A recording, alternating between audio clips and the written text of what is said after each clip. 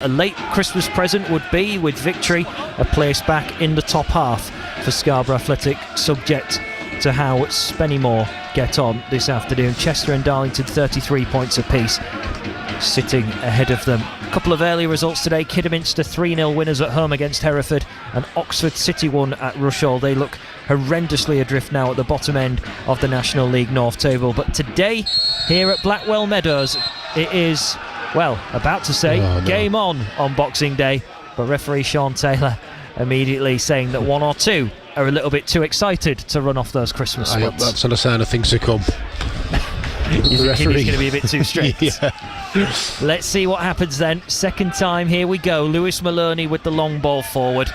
You're listening to BBC Radio York on FM and BBC Sounds. If you want Harrogate Town's trip to Grimsby, it is on DAB for the Harrogate Town listeners who may not have made the journey to Lincolnshire.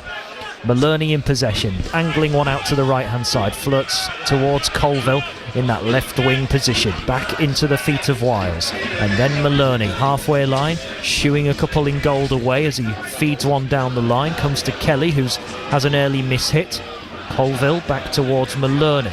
Maloney will play back towards Scarborough's number 11 along the deck to Bennett. He's judged offside with his first touch of the ball as he tried to drop it into the feet of Dom Tier. Mentioned that in the build-up, that combination, Neil Bishop. Bennett up front, Tier playing in behind as the number 10, whether it be with his head, with the knockdowns, or whether he's clever with his feet. Bennett is going to be integral to getting Dom Tier, the top scorer, into the match. Yeah, he's obviously that focal point up the middle.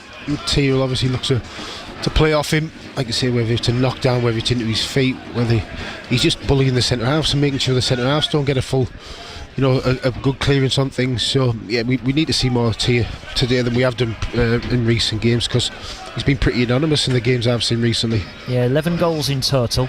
They've come in big batches as it's cleared away by Jameson. Long down the middle, congested midfielders Hatfield and Maloney go up for the same ball just in the Scarborough half. Pops out towards Barrow in the left back area. He's looking to chip one down the line, infield towards Willedge, who tries to clear away. It looked like it struck his hand, so Hatfield gets on the ball near the corner flag, left hand side. Willedge barges him over, knocks him off his stride, so he can't get power behind the delivery as it's now cleared away and up towards Bennett, who's struggling to grasp it in. He gets Dom Tier's help, helped on by Bennett towards Colville. Actually hits the heels of Colville as he was running in behind the defence. So it's reset by Wiles back to Maloney, who spreads it out towards Green on the left wing position, but headed away comfortably by Griffiths. Regained by Duckworth, gives it away, trying to play it across field. Kelly looking for a ball in field. Main lets it run past him as now Scarborough win possession back. Matty Cornish with a heavy touch. He goes to slide in on Maloney, gets a piece of the ball, and it will be a throw-in just in front of the Darlington dugout. In the technical area is Steve Watson, who's a former teammate of Jonathan Greening. Both played their trade at West Brom. And what a career Steve Watson had as well. Some great managers that he was coached by, including Ruud Gullit, Brian Robson at one point as well, David Moyes. They're all big heavyweights of the Premier League, whether in recent times or much further back in the infancy of the Premier League.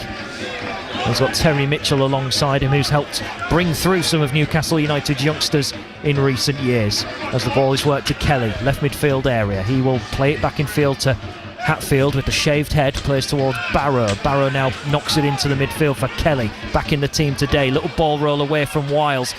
Neat play here from Darlington until coming to the rescue is Dom Tier, who was digging trenches alongside the defence, dropping back in. Scarborough failed to clear with real distance as it floats out of play on the left-hand touchline, the far side touchline, for the first throw-in over there for Darlington in the final third. So we have seen the ball flying about, Neil Bishop, as we was expecting. Now they're both trying to get some purchase, trying to make it settle as Main just shrugs off Thornton. Kelly into Hatfield, neat one-touch passing. Barrow into the area from the left-hand side, crosses in, takes a minor deflection. Both teams put their arms up in appeal. Scarborough get the decision, goal kick. Yeah, lovely move from Darlington. Work it down this left-hand side. It's a good cross in, and I think it's Main can't connect, but it's going to make it difficult to pitch. Both teams are trying to get the ball down, but it is very congested in the middle. It is very, very congested in the middle of that pitch. Short, narrow pitch would make it ideal, but it's been fairly entertaining opening 5 minutes. Yeah, we can already see how the pitch is churning up right in front of us on this near side touchline. It was covered by the small seated stand that we are in. We've got the old school pavilion, if you like. This is a rugby union ground by trade, but the pavilion over there with the balcony would look out of place on a cricket field, as the long terrace over to our right hand side is where the noise is coming from, with the Darlington fans in a full house crowd. Colville trying to get onto the ball on the left wing and forces Barrow to knock it behind for Scarborough Athletics' first corner of the day, and it seemed, pretty harmless the way Scarborough got forward there. Just one or two knocks up into the air, but Barrow taking evasive action and playing safe. I think Slice's clearance should have been relatively simple to put out for a throw-in, but it gives Scarborough the first corner of the game. Maloney with the bright green boot, in it swings away from Jameson, gets the fist to it eventually because he was running towards the front post. He then backtracked. Maloney, second attempt, hitting it into the air. It's over Dom Tier's head. It will be volleyed away by Kelly. Up into the air it flies. Waldron with a solid header forward, but Forbes gets rid of it. Playing in at centre half today, normally a centre midfielder by trade, as now Colville just pivots away from his man, connects with Green. Colville now looking to fire it into the box for Richie Bennett. It's over his head, he can't get onto it, and he puts his thumb up in appreciation. He was running towards the back post, but too strong, remains 0-0, and we've played roughly 4 or 5 minutes. Yeah, it's been a bright start by both teams. Like I say, looking to get it down and play. No real opportunities as yet, but both teams certainly looking to get on the front foot and impose themselves on proceedings. Waldron just getting a little tighter towards Kelly as Darlington look to fire one down the left hand side, and with Waldron tiptoeing forward, that actually creates space for Lambert to almost run in behind.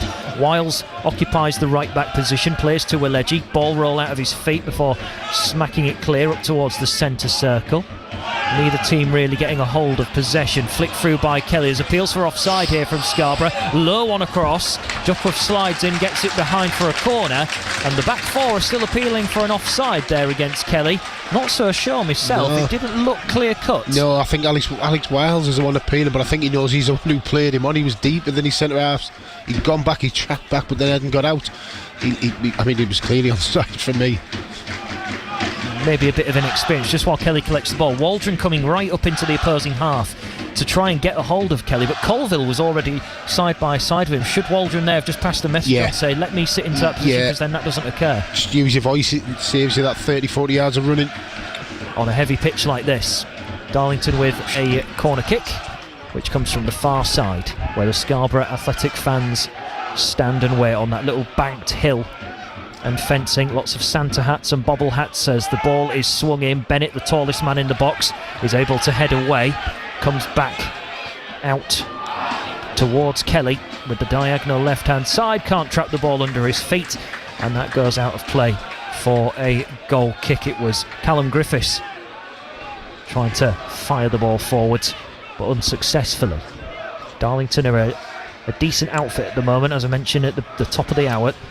6 games unbeaten, and Steve Watson, on his 49th game in charge, has done a tremendous job to turn this side around from when they were last year, because they were hurtling towards relegation at one stage.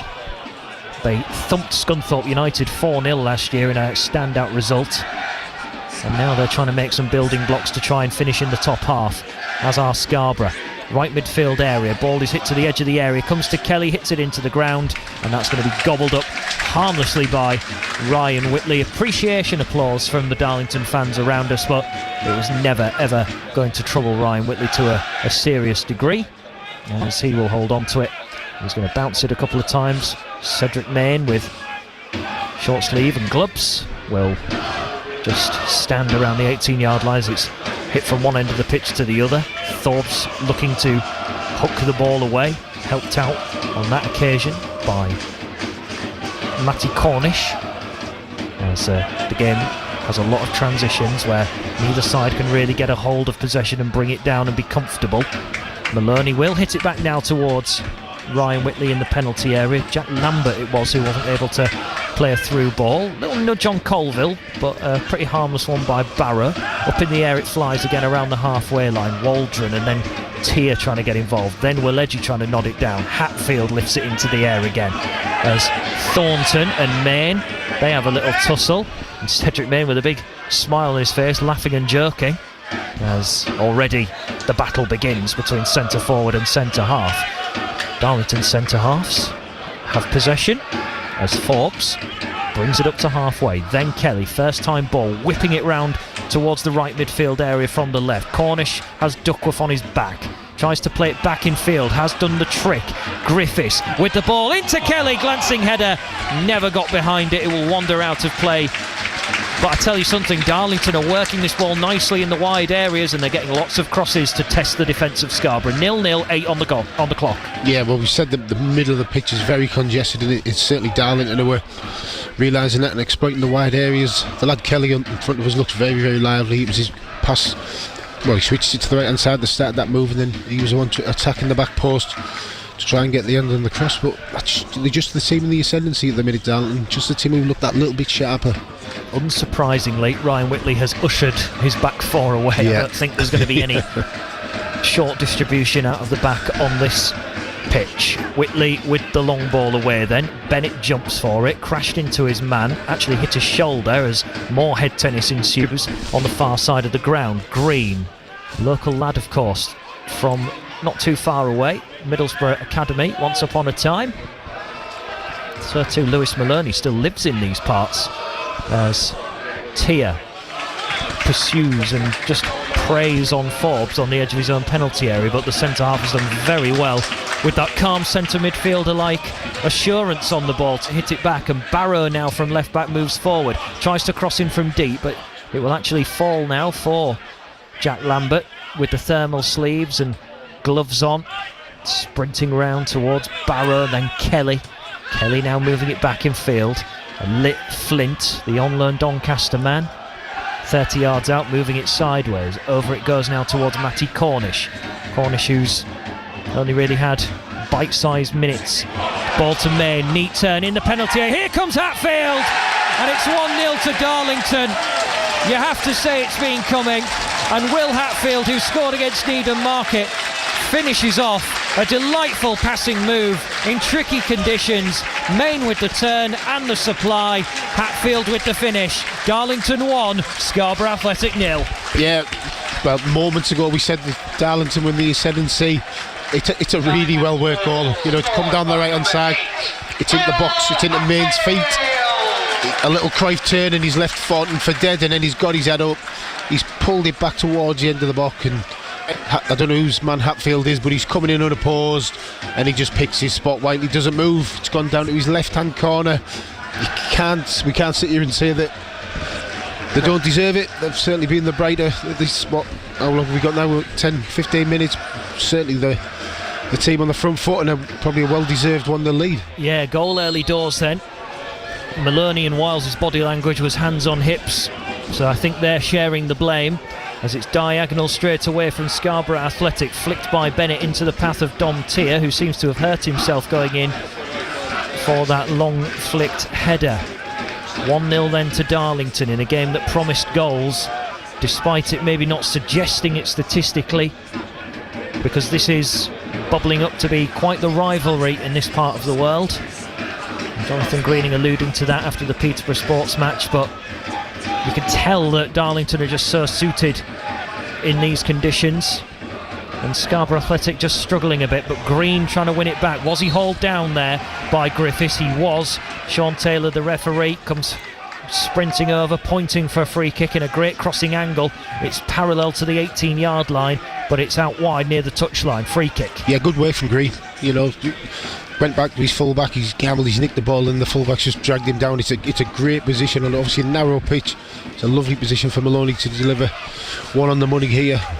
Well, Maloney's been amongst the goals. Can he now be the supplier once again? As Green, Wiles wait on the D.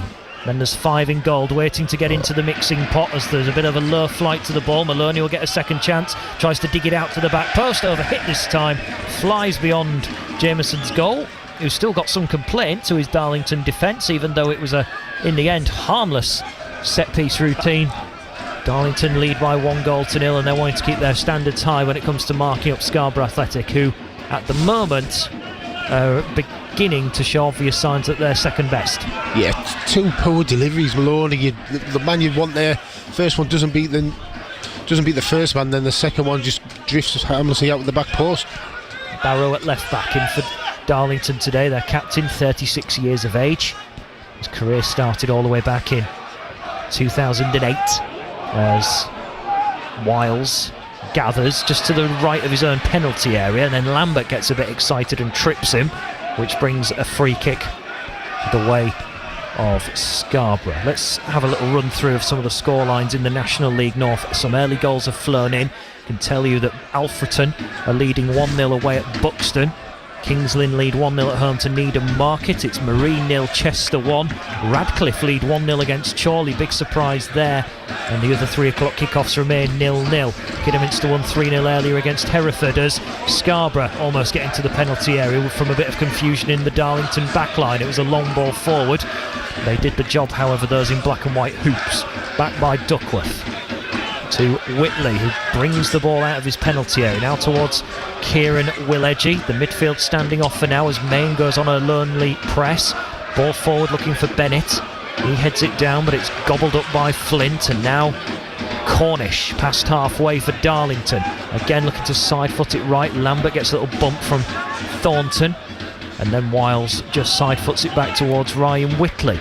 So even though there's plenty of time in the game, Neil Bishop, they are 1-0 down. They just need a little bit of time just to regather themselves, don't they, Scarborough Athletic?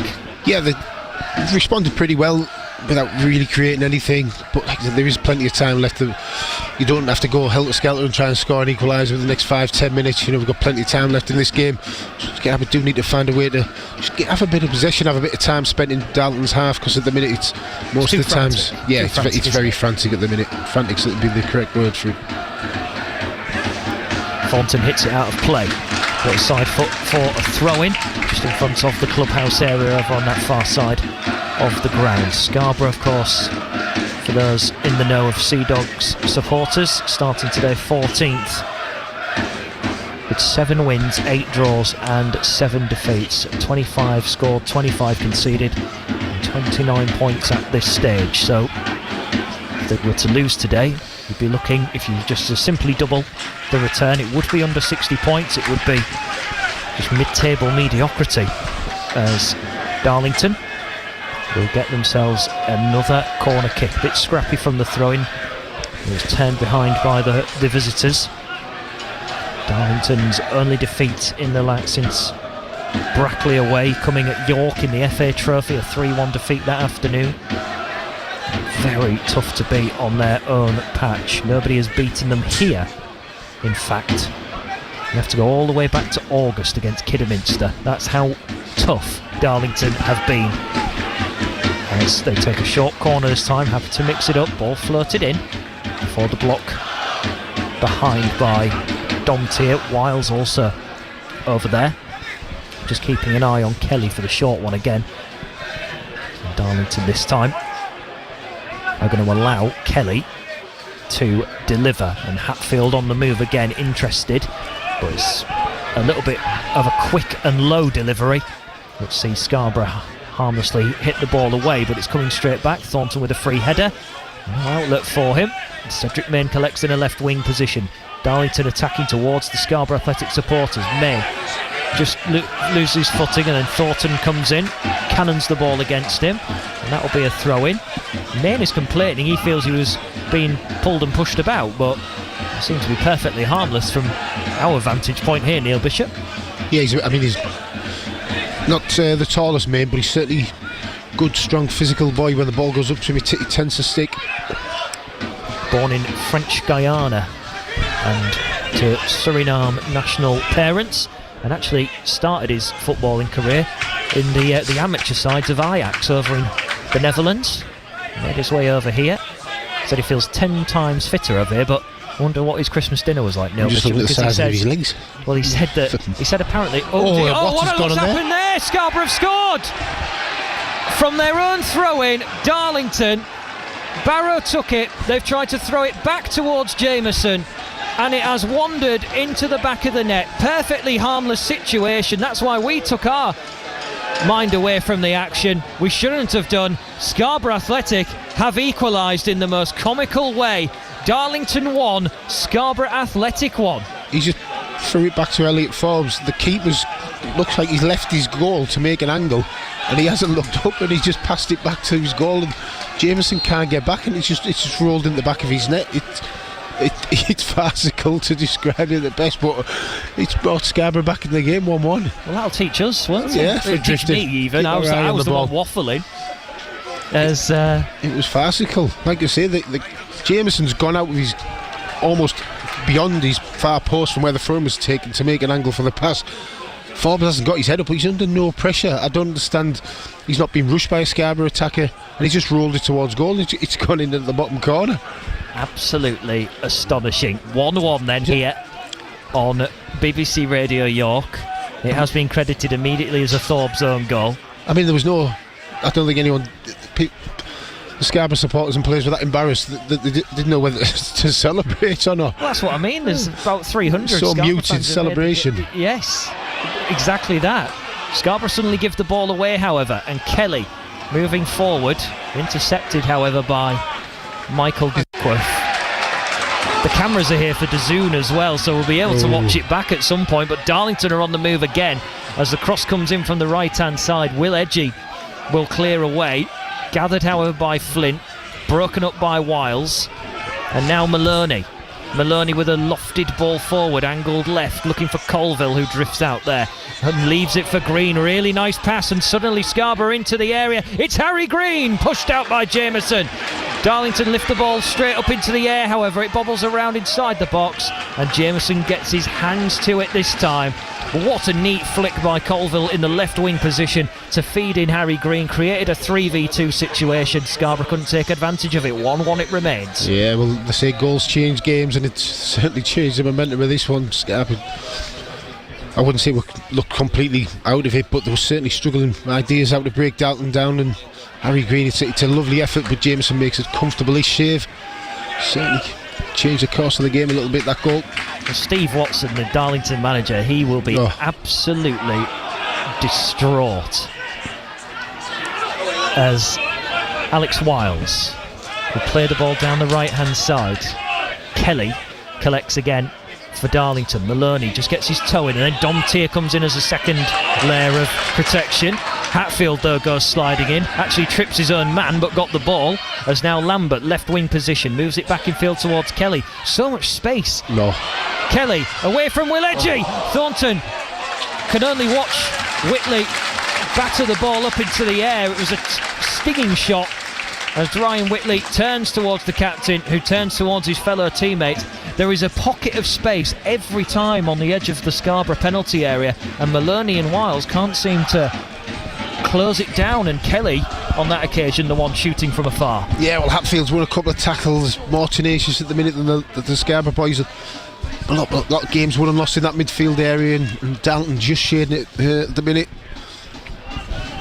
Well, Kelly making his way over to take this corner kick.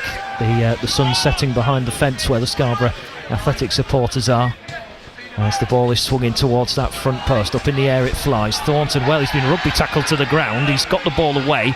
The referee has allowed play to continue. I mean, the free kick would have been practically on the byline, so I don't know if it would have been an advantage or disadvantage for Scarborough Athletic, as Hatfield will nod the ball wide towards Kelly, down the line, looking towards Lambert, and that will run out of play. Waldron's getting a couple of reminders, if you like, from Ryan Whitley. Seems to be getting some orders barked to him, but he and Duckworth on either side need to be on high alert here, because Darlington have really tested the visitors in the wide areas. Yeah, there's no doubt about it that Darlington have looked the most productive team, being the team on the front foot for the majority of this game. For the opening 25 minutes, but you know, that goal, I still can't get my head around it. It'll be on a bloopers reel for years, that one. Well, Scarborough Athletics social media channel have coined it perfectly: a Christmas gift. It certainly was that. An own goal by Elliot Forbes. Throw-in taken. Forbes tried to pass it back to Jameson, and in it went. Main at the other end, however, for Darlington. The intensity hasn't gone from this game just yet, but It's well defended that time by Alex Wiles in the left-back area, just pickpocketing his man. The ball will fly through towards Jameson. Steve Watson had a great story once. He was apparently at Newcastle, and that sort of scenario that Darlington had, the own goal, happened. They were in training and apparently they were doing shadow play. 11 players against nobody, and from kick-off they kicked it back and the goalie was still putting his gloves on. He said, we're 1-0 down and we aren't playing anyone. And it was on a podcast. I just thought it was and Darlington have literally just demonstrated it to us. You're having flashbacks of poor bloke. Not a bad career though. No. Newcastle, Everton, Sheffield Wednesday. Yeah, he's some career, both managers.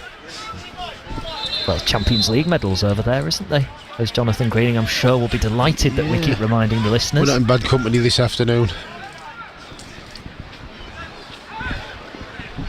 Throw in for Darlington over on the far side. You're listening to BBC Radio York on FM and BBC Sounds. Just a reminder for Harrogate fans that if you are wanting to hear their trip to Grimsby, it's DAB you should be looking for, as Cedric Main has the ball in the left wing area.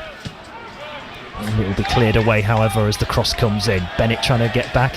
I mean, the sad reality is, though, Neil, but if you want to be cruel, the fact that they are level is simply through Darlington's own downfall. It's not actually through good connective play in the attacking areas for Scarborough Athletic. No, and like I said, the lad Forbes, when he received the throw, he was under no real pressure. I could almost half understand it if you're getting closed down and you're trying to pop it off to your keeper, but there was no Scarborough player within 10 yards of him. So the fact he hasn't even looked up, or it's what I'm struggling to get my head around, but we'll take it. Well, define the press. How far could a press be? I'm sure somebody will go, they pressed it. They pressed it well. Caused a distraction, caused an error. Clutching at straws. Colville sliding in, invites Waldron into the game. Right wing area, first time ball. Appeals for handball on that occasion against, that time, Flint. Looked like his arm was against his body as it's played into Hatfield, who was Darlington's goal scorer. As he plays now towards Forbes, he will turn on the sixpence and play through the middle. Tier trying to nip in and gather the ball off him. Passes it on to Kelly, and then Bennett trips him in the centre circle. And Sean Taylor was only a yard or two away from it and brings out the whistle. No card on that occasion, as we've played somewhere in the region of the midpoint of the first half. And Darlington, who seemed to be in control for the first 15-20 minutes, gift wrapping an opportunity for Scarborough to get back into the game, as Maloney will nod the ball away. Barrow will collect just past halfway under no pressure into the feet of Main. The crowd has just got a little quiet all of a sudden here in the Darlington areas, despite the full house, as it's sent flying away by Ryan Whitley. Real midfield battle now. Tier brings it down. He's looking for some support around him. Waldron gets into the right position on this right midfield area. Wiles now back towards Lewis Maloney. Maloney now with a curving ball forward, looking for Waldron. Dealt with by Darlington. Hacked away, but Wiles positioned in the middle of the Darlington half, unopposed, wins it back. Now Duckworth feeding it to Green, who's really had scraps to feed off in this first half. Duckworth then towards Wiles, looking to turn away from his marker. Forward to Tier, just goes over under pressure. And the whistle goes, but it's an offside against the number 17. And that will be a free kick for Darlington. Yeah, there's been a couple of them. Bennett's had one or two as well. Just cheap offsides, just relieves any pressure. But that was better from Scarborough. Said one or two passes, build up a bit of pressure, control the game a little bit. Like I said, the early stages felt a bit too frenetic. 1-1 the scoreline. As Kelly, neat turn away from his marker, and Hatfield has got his head up looking for a ball in field as he hugs the white paint of this near side touchline. Lambert, and then forward by Kelly, but he was a little too excited as he lifts the ball forward, and it runs straight through towards Ryan Whitley. Jonathan Greening and the rest of the Scarborough staff will be happy with that, as it's getting a little bit more animated over on the far side touchline. Jonathan Greening with Jimmy Beadle, who is still in shorts on Boxing Day. He loves it. He absolutely loves it. It doesn't wrap up warm for the elements, as Main tries to turn and Thornton now clears away, and just now the Darlington fans around us just starting to get a little bit more agitated as a through ball up towards Main. The lone striker holds on to it, tries to play to Flynn. Little bump off Thornton. Sees the ball go out to the right wing, in towards Main now. Main, 25 from goal, tries to play in towards Lambert. It was a heavy contact by Willedge. He got the ball, however. Lambert still getting to his feet as Scarborough build from back to front. Bennett now lifting it to the right for Dom Tier. It's a foot race to get there. Tier will get into it on the right side of the area. Flashes one across goal, but wide. And Dom Tier looks to the ground. It wasn't far away at all from Dom Tier. He's on this goal drought that he's looking to end. Very close to putting Scarborough in front. 1-1 it remains. Yeah, look, very, very simple how he got in there. The ball lifted from left to right, and T got there first, got it out his feet. It's a good strike across goal to the keeper's right hand side, but just drifted wide. But yeah, the chances there. Both teams will feel there's more goals in this yet. Well, he's netted against Darlington before, so too has Harry Green. Harry Green's got 2 in 2 against the Quakers, whose defence has quaked this afternoon. Saw one of the comments. I've just been flicking through just to see if there's any more on that own goal, and one of the Darlington fans has commented, was Pete Jameson having a leftover sandwich? He's probably close at the bar when he was his own goal when the ball went in the net. Oh, comical moment for him. He's so well connected with this club. He's been here since 2013 on and off, as now Tears in the penalty area, getting onto a through ball, but he had a lot of work to do from a tight angle. Tried to turn back in, but it's played away. As Hatfield has the ball on the edge of his own penalty area, goes back towards Jameson, who side foots it out now to Griffiths. A bit of knocking the ball around the back, which Jameson eventually clears, but only as far as the oncoming Michael Duckworth, who's broke out of the defence to join the attacking party. Maloney now just beyond the centre circle. He's going to nudge it back towards Waldron.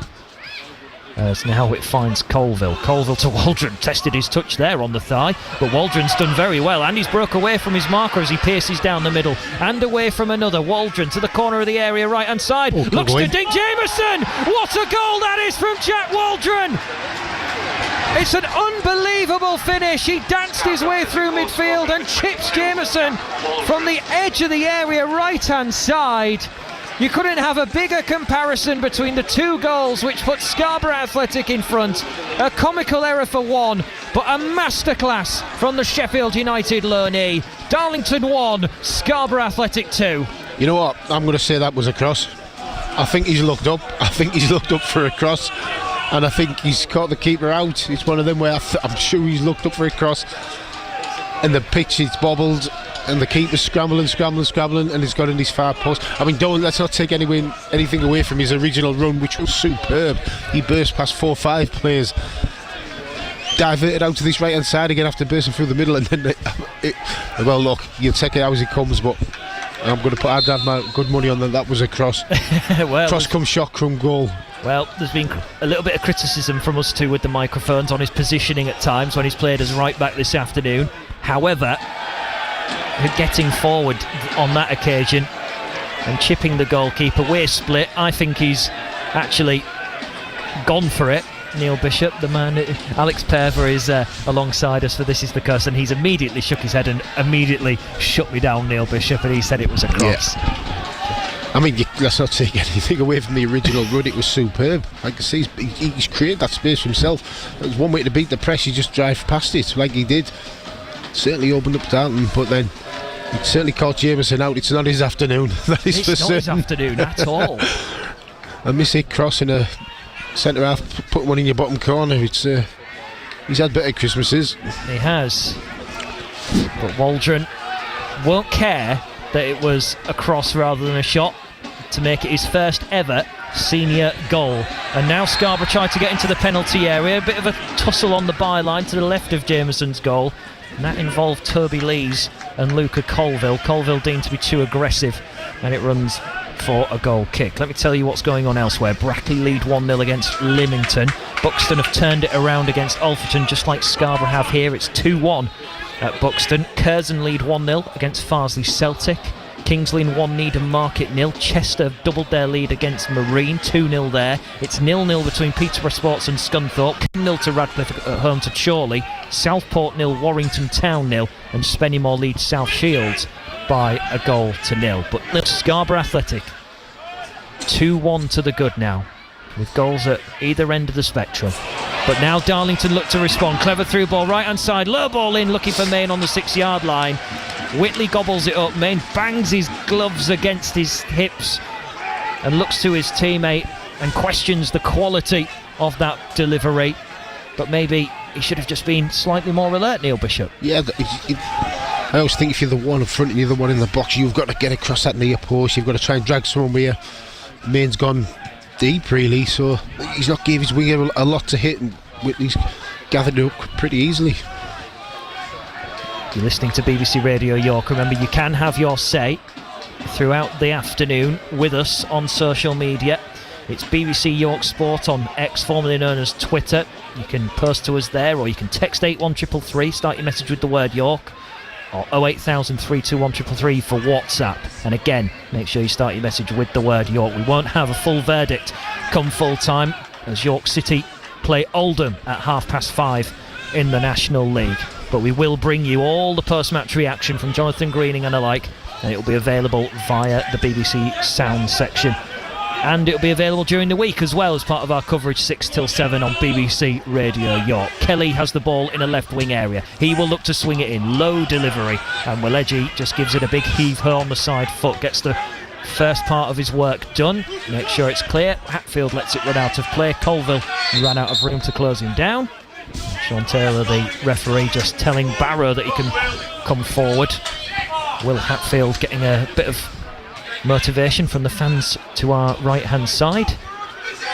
Darlington had their tails up when they went 1-0 up, and then all of a sudden their own misfortune has completely altered the shift of confidence, if you like, Neil Bishop.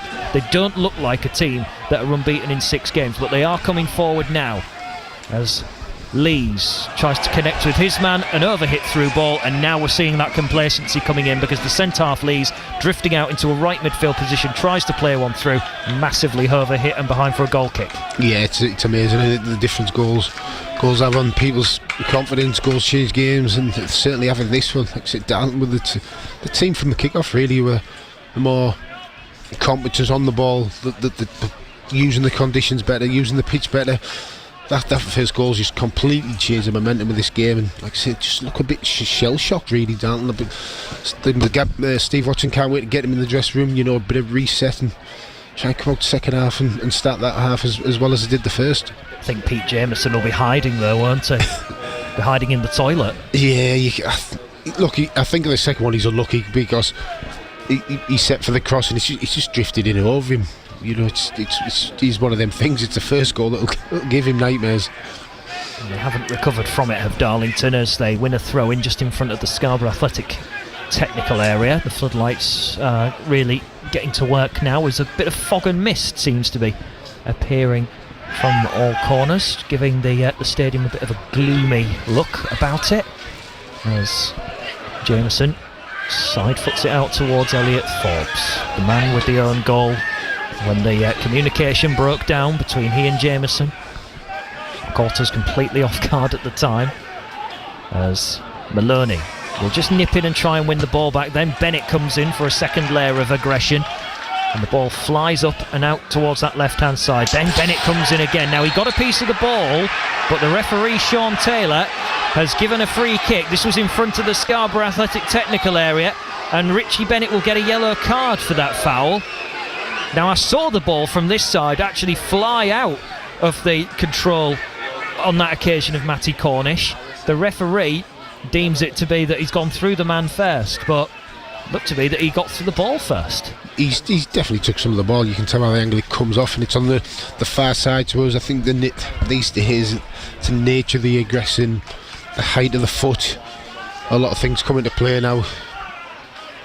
I was just hoping he wasn't going to pull out a red card when I seen the reaction from the Darlington bench, and then the referee you could see how went over quickly and he was reaching for his pocket. You're thinking, oh no. You could see how the Darlington players were beginning to surround the referee as well, trying to play their part.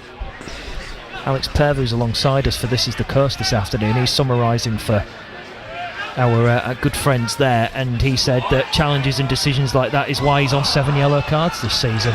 Richie Bennett is ahead of him. He's already been suspended so far this season. That will be his 8th yellow, and of course he's been sent off as well at Kings Lynn, as Darlington go wide now towards Kelly. Kelly is able to cushion the ball down on his chest. Waldron just wanders out of the defence again. He's got that licence to go forward and close down the man, but now it's with Kelly in the penalty area. He's opening up space to shoot. 2-2. Goals in this first half, and it comes from a source where Kelly has slid his way through the middle. Connective play from right to the centre, and Kelly strokes home under Ryan Whitley. 4 goals split 2-2 in this first half here at Blackwell's Meadows. Yeah, you didn't get the feeling that was going to be the end of the scoring by any stretch of the imagination. Again, it's very well worked.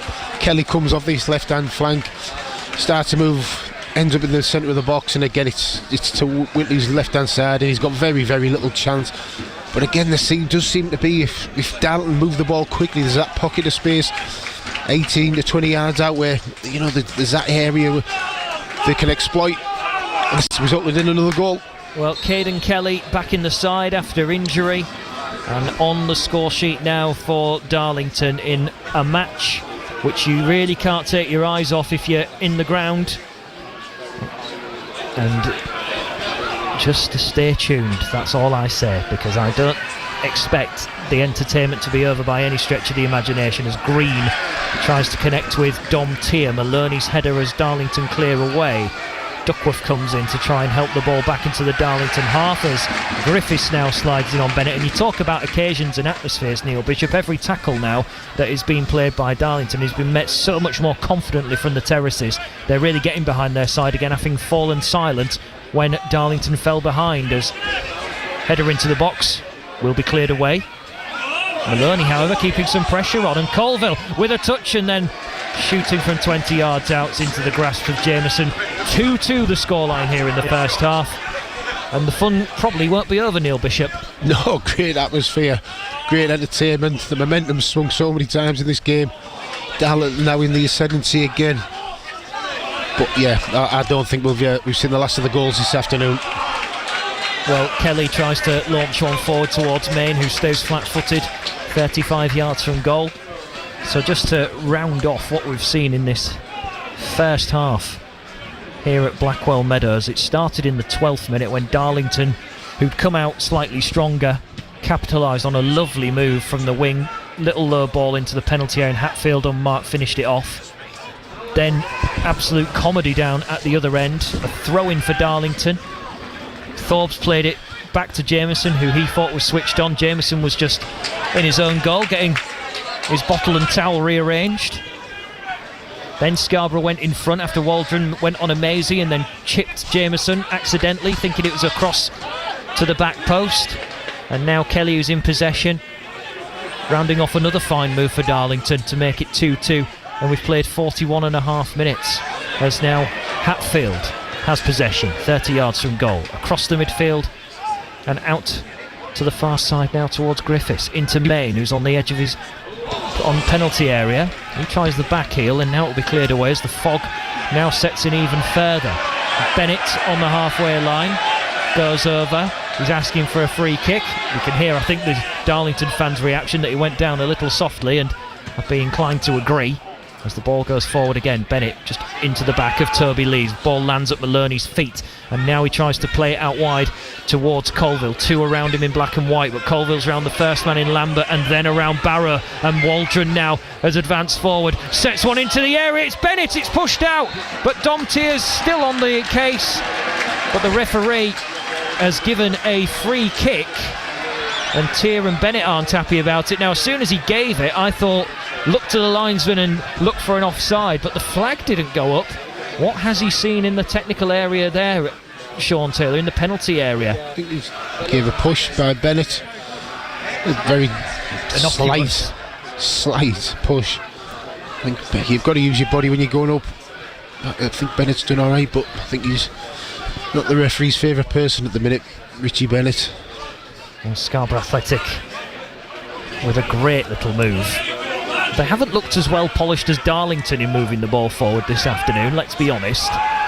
As Main now brings the ball into a number 10 position, just like the number on his back, but he's been outnumbered, and Wiles now bursting forward from the centre of midfield, now out to the left. Tier waiting alongside him side by side. Wiles, though, is caught up by Main, who's gone a good 50 yards to track back and win the ball back.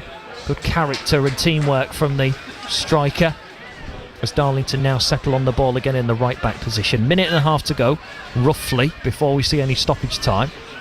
As it goes back to Jameson once again, it's high and hanging and out of play for a throw-in over on the far side. Fourth official has the board ready. We'll find out how many minutes there will be. As Duckworth has the ball in his hands, looks like there's going to be 2 minutes of added time that's about to be signalled. As we are into the stoppage time now, as the fog gets a little thicker. We don't want to see much more of this coming in, by the way. It's rolling in. Well, we had it on the A1, didn't we? It's rolling pretty thick, just over that pavilion there. Waldron gathers, and now it goes towards Maloney. Maloney angling one out wide for the on-running Duckworth, who's gone well forward at left wing. Cleared away by Darlington. Man's been left on the deck in Darlington colours, just for a bit of pushing and shoving as Toby Lees struggles to get back to his feet. Matty Cornish as well, jogging back into position. Lees just has Bennett for company at the minute as Scarborough knock it around the back line. This is Willeji. Willeji playing from right back towards Maloney. He pierces one forward up towards Waldron, headed infield looking for Colville. Hatfield back marking, takes the ball off Colville with his thigh, cleared away down this near side touchline, and now Willeji with plenty of space, plenty of time to just pick his pass. 1 minute to go of the 2 minutes added on, as Wiles moves it over now towards Thornton into Duckworth. Duckworth has gone for the long ball option for the on-running Dom Tier, who we have seen a little more of this afternoon, Neil Bishop, but still, again, he's not been the star of the show, has he? Yeah, he's had that one chance. He's had probably very little work off. Darlington probably had the better of it this half. Just in a bit of a lull now. I think both teams happy to settle for this score and get in half-time level. Well, maybe one last chance, though, as Tier has the ball in the area, left-hand side, surrounded by those in black and white shirts. It is a partial clearance. Maloney gathers, and Maloney has a go at goal. He's cannoned it into the terrace behind Pete Jameson's goal. That will probably be the final act of the first half once Jameson has cleared this ball away. Just but an incredibly entertaining first half we have seen here at Blackwell Meadows. As just checking at half time, Grimsby 0, Harrogate Town 0 at Blundell Park as well, as Pete Jameson will clear this one away, and Sean Taylor's got the whistle ready. He's not going to blow it just yet, as Thornton's header, and there now we have the half-time whistle. So very quickly, Neil Bishop, try and summarise all the action that we've seen in about 30 seconds. Until the equaliser, or the first goal, Scarborough looked a bit hungover from Christmas Day, to be honest. Darlington definitely the quicker team, the team in the ascendancy, moving the ball much better, deserved to be ahead, and then probably 3 goals changed the whole course of the game. Darlington back in it with a well-worked second goal, 2-2, and all to play for second half. Yeah, all to play for indeed. Couple of bookings, Richie Bennett as well, but a real array of goals, 4 in total, and it's evenly split. It's Darlington 2, Scarborough Athletic 2. Weekday afternoons from 2 with Toby Foster. Chelsea Ward, she uses a cappuccino frother to make her gravy frothy. But only slightly frothy. That is weird. No, because you can't get it that frothy. Nobody has frothy gravy. But you need to stir it so there's no lumps. You don't make a gravy-chino. You don't froth your gravy. There's no wrong with a little bit of froth on your gravy. Frothy gravy? I mean, you ought to be banished from Yorkshire. You'll be making heart-shaped Yorkshire puddings next and other such nonsense. I got Christmas tree ones the day from Asda's. Shut, you better be lying. Weekday afternoons from 2. Toby Foster. BBC Radio York. BBC Radio York Sport. BBC Radio York Sport, Pete Spencer here in the studio. Second half commentary to come of Scarborough Athletic away at Darlington here on BBC Radio York. What a half it's been though, 2-2 at the break. Will Hatfield giving Darlington the lead before Elliot Forbes delivered what has been described as a late Christmas present for Scarborough, an own goal as Pete Jameson left his goal and conceded. Jack Waldron then gave Scarborough the lead as he chipped goalkeeper Pete Jameson. Some debate about whether or not it was a cross or a shot, but it doesn't matter. A first senior goal for the Sheffield United loanee before Caden Kelly equalised before the break. And as Neil Bishop said in commentary, I don't think we're done for the goals there at Blackwell Meadows just yet. It's also half-time at Blundell Park between Grimsby Town and Harrogate Town. Let's get a half-time report from Tim Steer. Half-time scoreline of Grimsby Town 0, Harrogate Town 0 in a very even game, with both teams certainly looking to try and keep the ball on the deck and play their way through the thirds. In particular for Harrogate Town, it's very rare that they put a ball long into the channel. They've been looking to try and get that ball to the likes of Matty Daly, Dean Cornelius and launch a counter-attack to the very threatening this afternoon Stephen Duke McKenna, who certainly had the best opportunity, you would say, of the game in general, but certainly for Harrogate Town, with Matty Daly doing some lovely work right side of the area, getting to the byline, pulling the ball back to Duke McKenna, who was 4 yards out, and it looked like initially we thought it was a good tackle from behind to put the ball up and over the bar, and the corner was given, but then the referee said no, actually it's a goal kick. So as a result of that, you have to say it's gone down as a bad miss for Stephen Duke McKenna from close range, but he's looked very threatening. He's always looked to try and create something for Harrogate Town, but the home side, who are just outside those playoff places, have had a couple of good chances too, with a shot into the side netting and Callum Ainley from the left side of the box hitting the post as well. But it's been very much a match where both teams could go on and win this one. Both have been very much in it, which will please manager Simon Weaver and Harrogate Town. They have certainly looked to try and play football in the right way, as I say, with playing that transition through the thirds to that front four of Cornelius, Matty Daly, James Daly and Stephen Duke McKenna. But neither side have found the breakthrough as of yet in an afternoon which is turning incredibly misty next to the coast here at Blundell Park, but it's certainly not anything like up at Tranmere where the game's been postponed because of fog, but there is a bit of a sea mist rolling in at the moment. Good game of football to watch, but no goals at the moment. Grimsby Town 0, Harrogate Town 0. So goalless there at Blundell Park. Well, let's run you through some half-time scores elsewhere, starting in the Premier League, where Manchester City have dropped more points in the Premier League after being held to a 1-1 draw at home to Everton in the day's early kick-off. Bernardo Silva put his side 1-0 ahead before Everton equalised thanks to winger Iliman Ndiaye before half-time. Erling Haaland had the chance to win it for City, missed a chance though from the penalty spot in the second half. It was saved by Jordan Pickford, so it's just one win in the past 13 games in all competitions for Pep Guardiola's side, and that result leaves the champions 6th in the table. Elsewhere in the Premier League at half-time, it's AFC Bournemouth 0, Crystal Palace 0, Chelsea 1, Fulham 0, Newcastle United 1, Aston Villa 0, Nottingham Forest 1, Tottenham Hotspur 0, Southampton 0, West Ham 0. Into the Championship at half-time, it's Blackburn Rovers 1, Sunderland 0, Bristol City 0, Luton Town 0, Coventry City 4, Plymouth Argyle 0, Middlesbrough 3, Sheffield Wednesday 0, Norwich City 2, Millwall 0, Oxford United 1, Cardiff City 0, Preston North End 0, Hull City 0, Sheffield United 0, Burnley 1, Swansea City 3, Queen's Park Rangers 0, Watford 0, Bournemouth 1.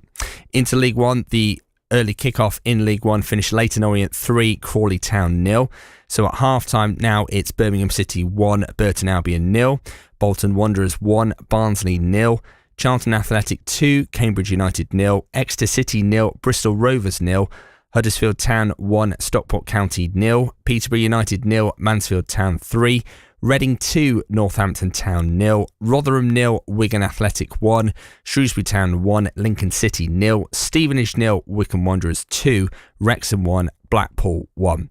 At half-time in League 2, it's AFC Wimbledon 0, Swindon Town 1, Bradford City 1, Port Vale 0, Bromley 2, Newport County 0, Carlisle United 0, Morecambe 0, Cheltenham Town 0, Crewe Alexandra 0, Colchester United 1, Gillingham 0, Fleetwood Town 1, Chesterfield 0, Grimsby Town 0, Harrogate 0 in our DAB digital radio commentary, MK Dons 0, Notts County 0, Salford City 2, Barrow 0, The match between Tranmere Rovers and Accrington Stanley has been postponed because of the fog, as Tim mentioned, and it's Walsall 0, Doncaster Rovers 0 as well. Into the National League, and at half-time it's Aldershot Town 1, Woking 1, Altrincham 0, AFC Halifax Town 0, Barnet 2, Sutton United 1, Boston United 0, Solihull Moors 1, Dagenham and Redbridge 1, Braintree Town 2, AFC Fylde 1, Rochdale 1, Gateshead 2, Hartlepool United 1, Maidenhead United 1, Wealdstone 0, Southend 2, Ebbsfleet United 0, Tamworth 0, Forest Green Rovers 1, and Yeovil Town 0, Eastleigh 0. The match between Oldham Athletic and York City is the 5:30 kickoff. We'll be across to Boundary Park to speak to David Ward and Ian Dunn in just a second. Let's just round off our scores at half-time with some scores from the National League North. Full-time, it's Hereford 0, Kidderminster Harriers 3, and Rushall Olympic 1, Oxford City 2. Elsewhere at half-time, it's Brackley Town 2, Leamington 0, Buxton 3, Alfreton Town 2, a real thriller there at the Silverland Stadium. Curzon Ashton 1, Farnsley Celtic 2, Darlington 2, Scarborough Athletic 2 in our featured game on FM and BBC Sounds. Kingsland Town 1, Needham Market 0, Marine 0, Chester 2, Peterborough Sports 0, Scunthorpe United 0, Radcliffe 1, Chorley 0, Southport 0, Warrington Town 0, and Spennymoor 1, South Shields 1. Elsewhere, further down the footballing pyramid, it's goalless between Kendal Town and North Allerton Town. So your opinions and messages most certainly welcome on anything that you've heard. If you want to send us a text, 81333, start your message with the word York. You can WhatsApp us on 08000 321 333 or tweet us at BBC York Sport, and we'll read your comments as we go throughout the afternoon. But let's get across to Boundary Park, where the turnstiles are beginning to open ahead of York City's match at Oldham. Remember, this one is a 5:30 kickoff. We'll have live commentary on all of our frequencies a little bit later on with David Ward and Ian Dunn, who are waiting to speak to us. And chaps, what a big game this is for both sides. It's a huge game. If it goes ahead, it has to be the first thing that I have to say to you, Pete, because the fog as we came across has been virtually consistent since we left York, 2 or 3 hours ago. It is really strong here in Oldham. You can see it coming in from our left-hand side, and as I speak, the 2 corner flags at the far side of the pitch have disappeared out of view. I cannot see them. I've just spoken to Ryan Brooks from the York City media team, who's been pitch side with some of the officials down there, and there's no sort of any pitch inspection expected at the minute, but they've said both sets of supporters have to be able to see what is happening out on the pitch, quite rightly, for this match to go ahead. And the York City supporters, that's the concern. They're in the top tier of a terrace, a stand behind the goal away to our left-hand side, and apparently it's pretty dark up there. And if the fog does continue to roll in, you have to say this game is in a little bit of jeopardy, Ian Dunn. Yes, worryingly so. And I think obviously the 5:30 kickoff isn't going to help on that matter, because the darker it gets, and we know fog tends to appear tougher to see through, even with the floodlights on. So no, there's a slight concern here at the moment. It's definitely got worse in the last 10 minutes. Yeah, if it didn't get any worse right now, you're probably saying, it goes ahead. But what have we got till kickoff?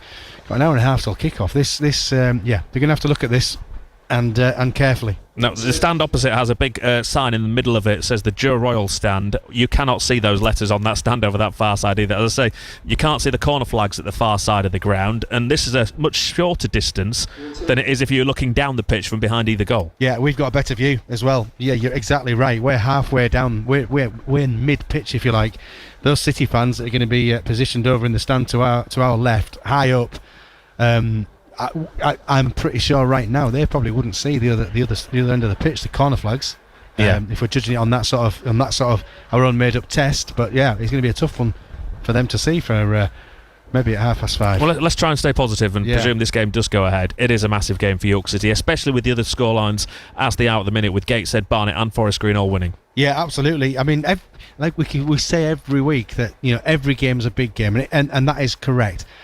This has got a real feel about. You can make a little bit of a statement today. This is an Oldham side who are the informed team in the division, other than us. They're a good side. We know they're a good side. We're here today, Boxing Day. It just feels like if we could do something magic, which we are more than capable of. We are more than capable of coming here and getting a result. and that's no disrespect to Oldham, because it could work both ways, but City have definitely got the abilities to win this match, and if they did, what a statement that would be, David, going into the new year. It feels so different as well from previous years where York City have been at Bradford Park Avenue on Boxing Day, at North Ferriby on Boxing Day, on Darlington, as Fletcher's having to experience today at Blackwell Meadows on Boxing Day, and losing at the majority of these places as well, it has to be said, for York City. Today, Gateshead. Today, to be at Boundary Park, it's chalk and cheese and shows how far this York City side have come in the last year, you would say. It does, and it helps. We're here. This is what I class a proper football ground. That's, again, not be too disrespectful to other teams, but you feel like you're at a proper league game here. And you're right, this is where City have got themselves to this season. They've got themselves into contention against the big boys in this division. And just to wrap up our chat with you, Pete, I can see actually that the officials have actually just taken a walk out onto the pitch now. They're heading down towards the end that's going to happen. York City supporters, I imagine, to see if they can see up the far end of the ground, and it doesn't look great. I have to be honest, at the minute it doesn't look great. It's definitely got a lot worse in the last 10 minutes, and a lot worse than when we arrived nearly an hour ago. Okay, David, when do you think the referee might be ready to make some kind of announcement? When would you expect would be fair notice for this one to be called off? Well, if it does get called off, it's virtually impossible to say, because the majority, all York City supporters I imagine, will be in and around Oldham already, or they certainly will be if you give it at least half an hour. So it's not really going to disrupt the York City supporters that are making their way here to the ground. Then you think you've got to give the game as much time as you possibly can, I suppose. York City themselves have just arrived and are walking out onto the pitch in front of us. So it's a bit of a watching brief. We'll keep a close eye on what's going on out there, and if we hear anything, we'll let you know, of course. Okay, thank you very much to David Ward and Ian Dunn. And of course, if there is any news of a cancellation or a postponement there at Boundary Park between Oldham and York City, we will let you know as soon as we do here on BBC Radio York. It's just after 4 o'clock, so let's get a check on the roads. And there's a very reduced service across the country on Boxing Day, with most train operators not running any trains at all. There's no service on London North Eastern Railway or Grand Central trains at King's Cross. Some roadworks to look out for in Rawcliffe. There are temporary lights on the A19 Shipton Road at Howard Drive because of water main works. In Appleton, Limours, traffic has taken turns on Headlands Road for electricity work at Hamley Lane. In Scarborough, traffic is also taking turns on Nanton Street for gas main work between Garfield Road and Murchison Street. And in Clifford, there are temporary traffic lights on High Street at Cinder Lane because of electricity work. So that's your travel news for North Yorkshire. Don't forget, if you see a problem out and about on the roads and it's safe and it's legal to do so, you can let us know about it by calling 0800 111 48 49. And that is your latest travel news for now on BBC Radio York. This Christmas on BBC Radio York. Just when you thought you'd opened all your Christmas presents, the York Community Carol Concert is available now on BBC Sounds. This year's concert features loads of festive favourites recorded live at York Barbican, with performances by the York RI Golden Rail Band, Heworth Community Choir, Ian Stroyer, Knavesmire Primary School and Steve Cassidy.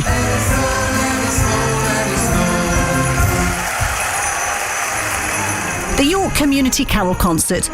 Listen now on BBC Sounds. Right, it's time to split our frequencies here once again on BBC Radio York. If you want to hear Harrogate Town away at Grimsby, you can join Tim Steer and the former Harrogate midfielder Paul Bolland on DAB Digital Radio. And if you want Scarborough Athletic at Darlington, you can join James Fletcher and Neil Bishop on FM and BBC Sound. So that's your choice of listening. It's Make Your Mind Up time. BBC Radio York Sport. Thanks, Pete. Welcome back then to Blackwell Meadows. Let's hope for Pete's sake it's not an early night and we get the action for York City supporters who might be listening to either game at the moment in build-up to what is to come at 5:30. The fog is getting pretty thick here too at Blackwell Meadows. We can just see the corner flags over on the opposite side, but the floodlights are creating almost a blaring effect over on the far side along the touchline. Darlington and Scarborough appear pretty much unchanged. Doesn't appear to be any substitutes that have made their way onto the pitch. So let's get the action back underway then. Sean Taylor, the referee, just inspecting to make sure we are all set to go. And if it's anything like the first 45 minutes, Neil Bishop, with a 2-2 scoreline, we're in for a treat. Yeah, fantastic entertainment with both teams going for it, really. Both teams very much more comfortable attacking than defending based on the evidence of the opening 45 minutes. So yeah, let's hope we get more of the same second half. So let's run through that Scarborough team. It's Whitley in goal, and then Waldron, who's got his first senior goal today, with Willedge, Thornton and Duckworth across the back. Midfield of Wiles and Maloney, and then Colville left wing, tiered through the middle, Green on the right, so there has been a tactical switch, and Richie Bennett is up front, as it's an unchanged 11 from that draw against Peterborough Sports. Headed down by Duckworth in front of us towards Cornish. Hatfield, who got the first goal for Darlington, tries to move the ball back wide here towards Cornish. Colville just nips in, takes it off him. There's Duckworth in the left back position, now looks for a ball forward, seeking out Tier, broken up easily by Darlington. Cedric Main turns 30 yards from goal, looks to drop it into Cornish's path, but it was a little too soft as Wiles comes back to clear from the right back position. We'll run through Darlington's team in a moment as Duckworth clears once again up towards Bennett, chests it down, collides with Hatfield. Bennett on a yellow card from the first 45 minutes. Ball hit out wide towards Cornish. Cornish byline now, right hand side. Has Griffiths for company. He lifts it in. Looked to be an unmarked header there by Kelly. And he should really do better. The man who got the equaliser near half time. There's no one around him in a gold shirt, and he heads it over the bar. Yeah, he's free there, Kelly. He does it again. He's started off the attack on the left hand side, but then as he's coming down the right, he drifts in field, and again he's unmarked in the centre of Scarborough's goal, about 8 yards out. Can't be giving up opportunities like that. Darlington's team is Jameson as their goalkeeper, Griffiths, Forbes, Lees and Barrow their captain across the back four, Hatfield, Flint in midfield, Cornish, Kelly, and then further up front Lambert playing the 10 with Cedric Main up front. Just to confirm the substitutes for Scarborough, there is Kieran Glynn, Alfie King, Cameron Wilson, Jack Reeves the reserve captain, and Matt Bancroft, as the ball is sent clear by Scarborough Athletic into the fog over on that far side. Just about make them out from this side of the ground as the ball is flicked back in field by Hatfield, then towards Wiles. Colville comes in, that's a clumsy challenge. He lifted his foot up in the air, backed out of it, but then crashed into the man who's been left in a heap on the floor. I think it's Lees who's gone down, as Sean Taylor immediately just heads over to check that he's okay, and I think the Darlington man should be alright. He's a bit slow to his feet. Is the physio's being waved on?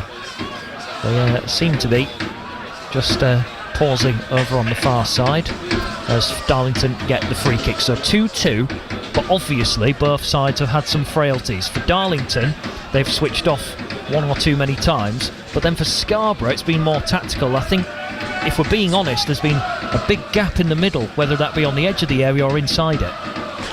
Yeah, you don't want to be too harsh about things, but Darlington do seem the more well-oiled, well-drilled machine. I'm watching the boy Flint and Forbes tend to rotate a bit. Hatfield's rotating his position, like say Kelly's comes in off the line and ends up in the centre forward position. They're very good in interchanging in possession. It's out of possession where you say they might struggle a bit, but Scarborough haven't had that spell, that dominance, that time in the opposition half to really exploit you thoroughly, although they have got 2 goals. Flint, someone you know very well, of course, with your club connections. You're going double bubble today, aren't you? Pen and paper? Yeah, well, I'm certainly going to bill people for a double bubble. Scouting report and summariser. But no, he's a good young prospect of Doncaster, Will Flint. He's highly thought of down there. Throwing over on the far side from one of Scarborough Athletics' loanees. Jack Waldron, the Sheffield United man, throws it down the line.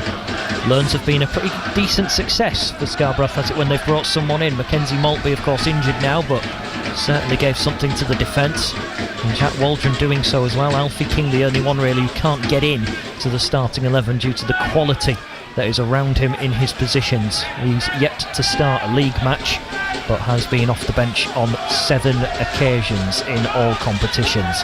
As we have a long throw-in for Scarborough Athletic. Hard to pick out the players through the fog, but in the ball flies. Lees gets his head to it, an overhead kick away now be out of the area. Duckworth, he's trying to lift it back towards the box. Willeji, then Bennett. They have a couple of attempts as it gets really scrappy and messy on the edge of the area. But Darlington with Cornish now, right in front of us, halfway line, will now look to run straight down the middle. Moving back out to his right with Griffiths in support. He will deliver a ball flat into the middle. Perfectly weighted, Main. And then a shot comes in. And it's 3-2 Darlington. Kelly arriving. Right place, right time. The goals are still coming in left, right and centre. And Kelly has a pair. Darlington 3, Scarborough Athletic 2. Yeah, well, we called it at half-time that we didn't think we'd seen the last of the goal scoring. It comes down this right-hand side. Again, the ball in the box. Main has got a load of space, really. Gets it out his feet. Shot blocked, and Kelly, again, it's probably, the 3 goals have probably been 3 routine finishes. Very, very well put away in the end, but 3 routine finishes. Kelly's been a threat all afternoon.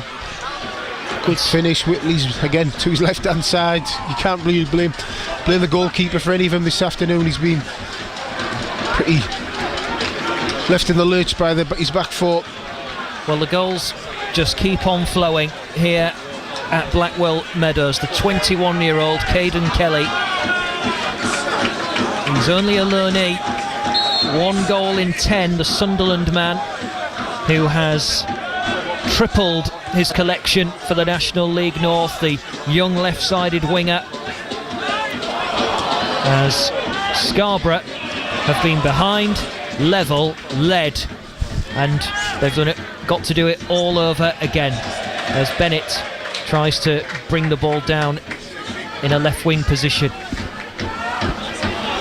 Well, Jameson is trying to delay as much as possible, and I think the referee will just have his first warning towards the goalkeeper as Bennett is trying to get the game back underway. As Bennett clearly frustrated. The runs through the middle again though for Darlington on that occasion. It's a brilliant ball in from Griffiths. I mean, if anything, Main should be doing better, but what you have to be when you're learning your trade, you've got to be alert for anything, and that's what Kelly was. Yeah, like, it is a superb ball in, and like I said, Main probably should do better with the original opportunity. He was in that much space in the middle of the box.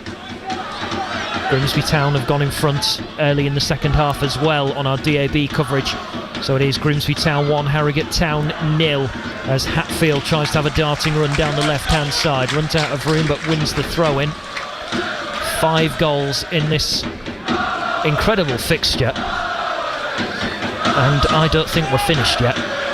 Well, it's been fantastic viewing for the neutrals so far, hasn't it? There's been mistakes, chances, goals. Here we go again. Hatfield into the penalty area, but a tackle comes in, still not dealt with. Hatfield getting a second bite, but he just got his side boot to the ball. It wasn't the cleanest of connections, so it runs into Whitley's gloves harmlessly. He was a bit overexcited to get the ball away, got a little bit too much purchase on it, and it flies from one penalty area to another as Jameson will delay as much as he can. The ball's still active as Bennett closes him down.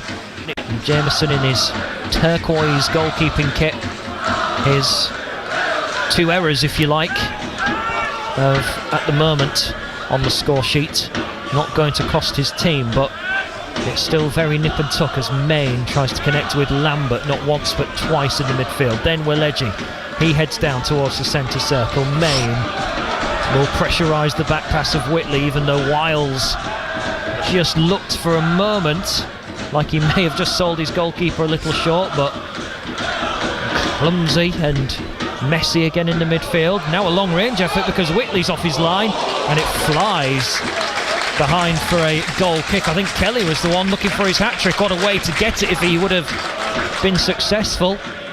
3-2 it remains, however, and now we're seeing we've gone from audacious to ridiculous. Yeah, full of confidence Kelly there. He's fully 50 yards out in that short pitch, notices Whitley out of his line, and certainly had Whitley scrambling for a couple of seconds.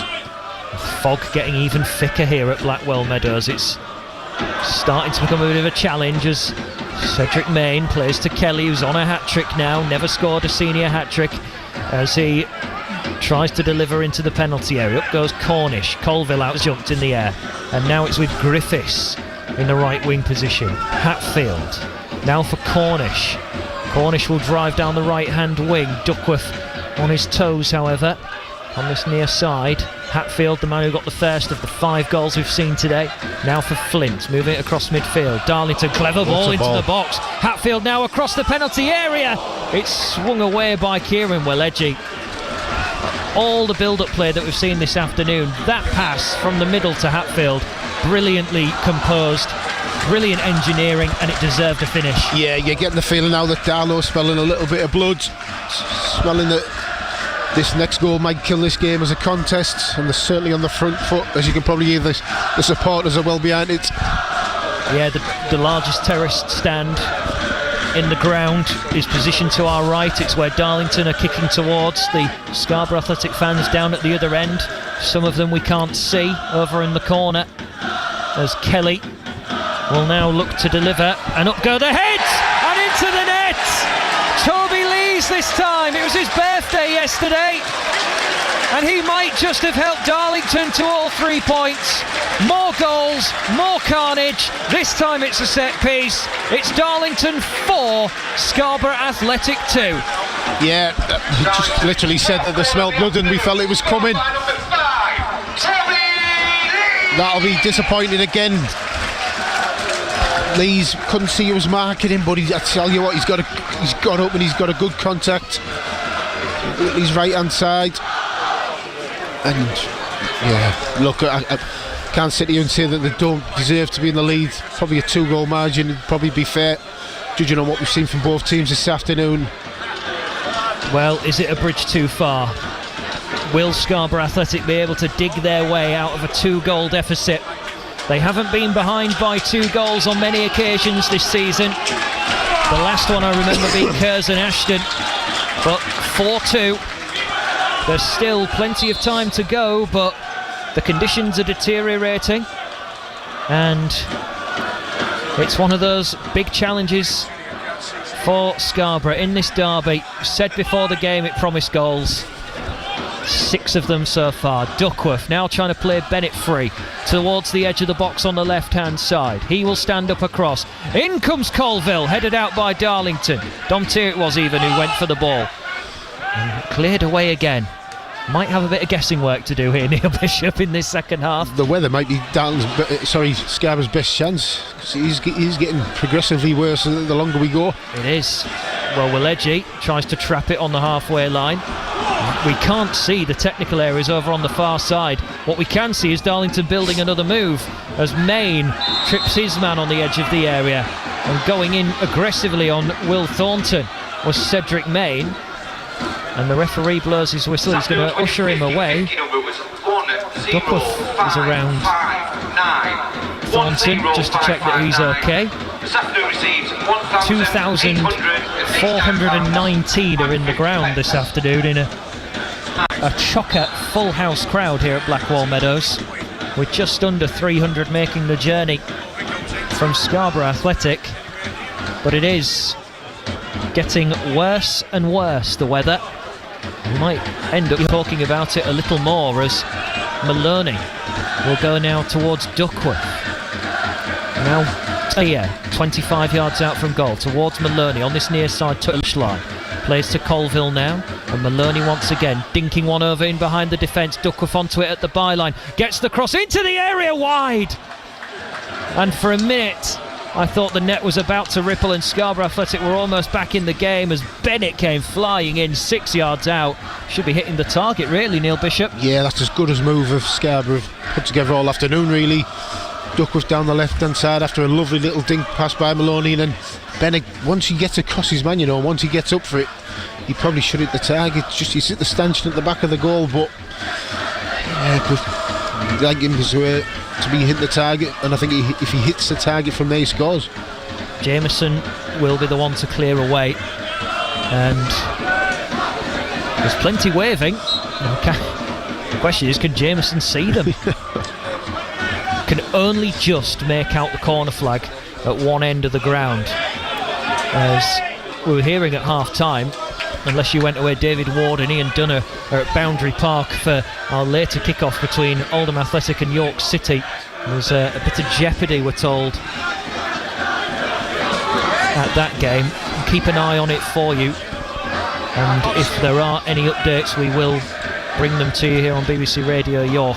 As Dom Tier now trying to wriggle away from Flint, and that was a big foul, possibly on the move. Scarborough come, however, as now out with Maloney and set on the edge of the area for Alex Wiles. Cleared forward, and Darlington down their left-hand side. Will Edgy will now play down that touchline towards Waldron. He's got a through ball, and Scarborough are on the move in behind the Darlington defence. And again, Jameson gobbles it up. But again, I thought maybe Tier or Bennett was about to get onto that as the ball came in from the right-hand side. Again, it's a decent little move. Scarborough's starting to play a bit now. Now the 4-2 down. Keeper's done well. Jameson just gets across. I think gets across. Bennett gets down and claim it. Stops the danger. 1 or 2 good signs for Scarborough in the last 5 minutes, but I get the feeling they're going to have to score soon if they're going to get anything in this game.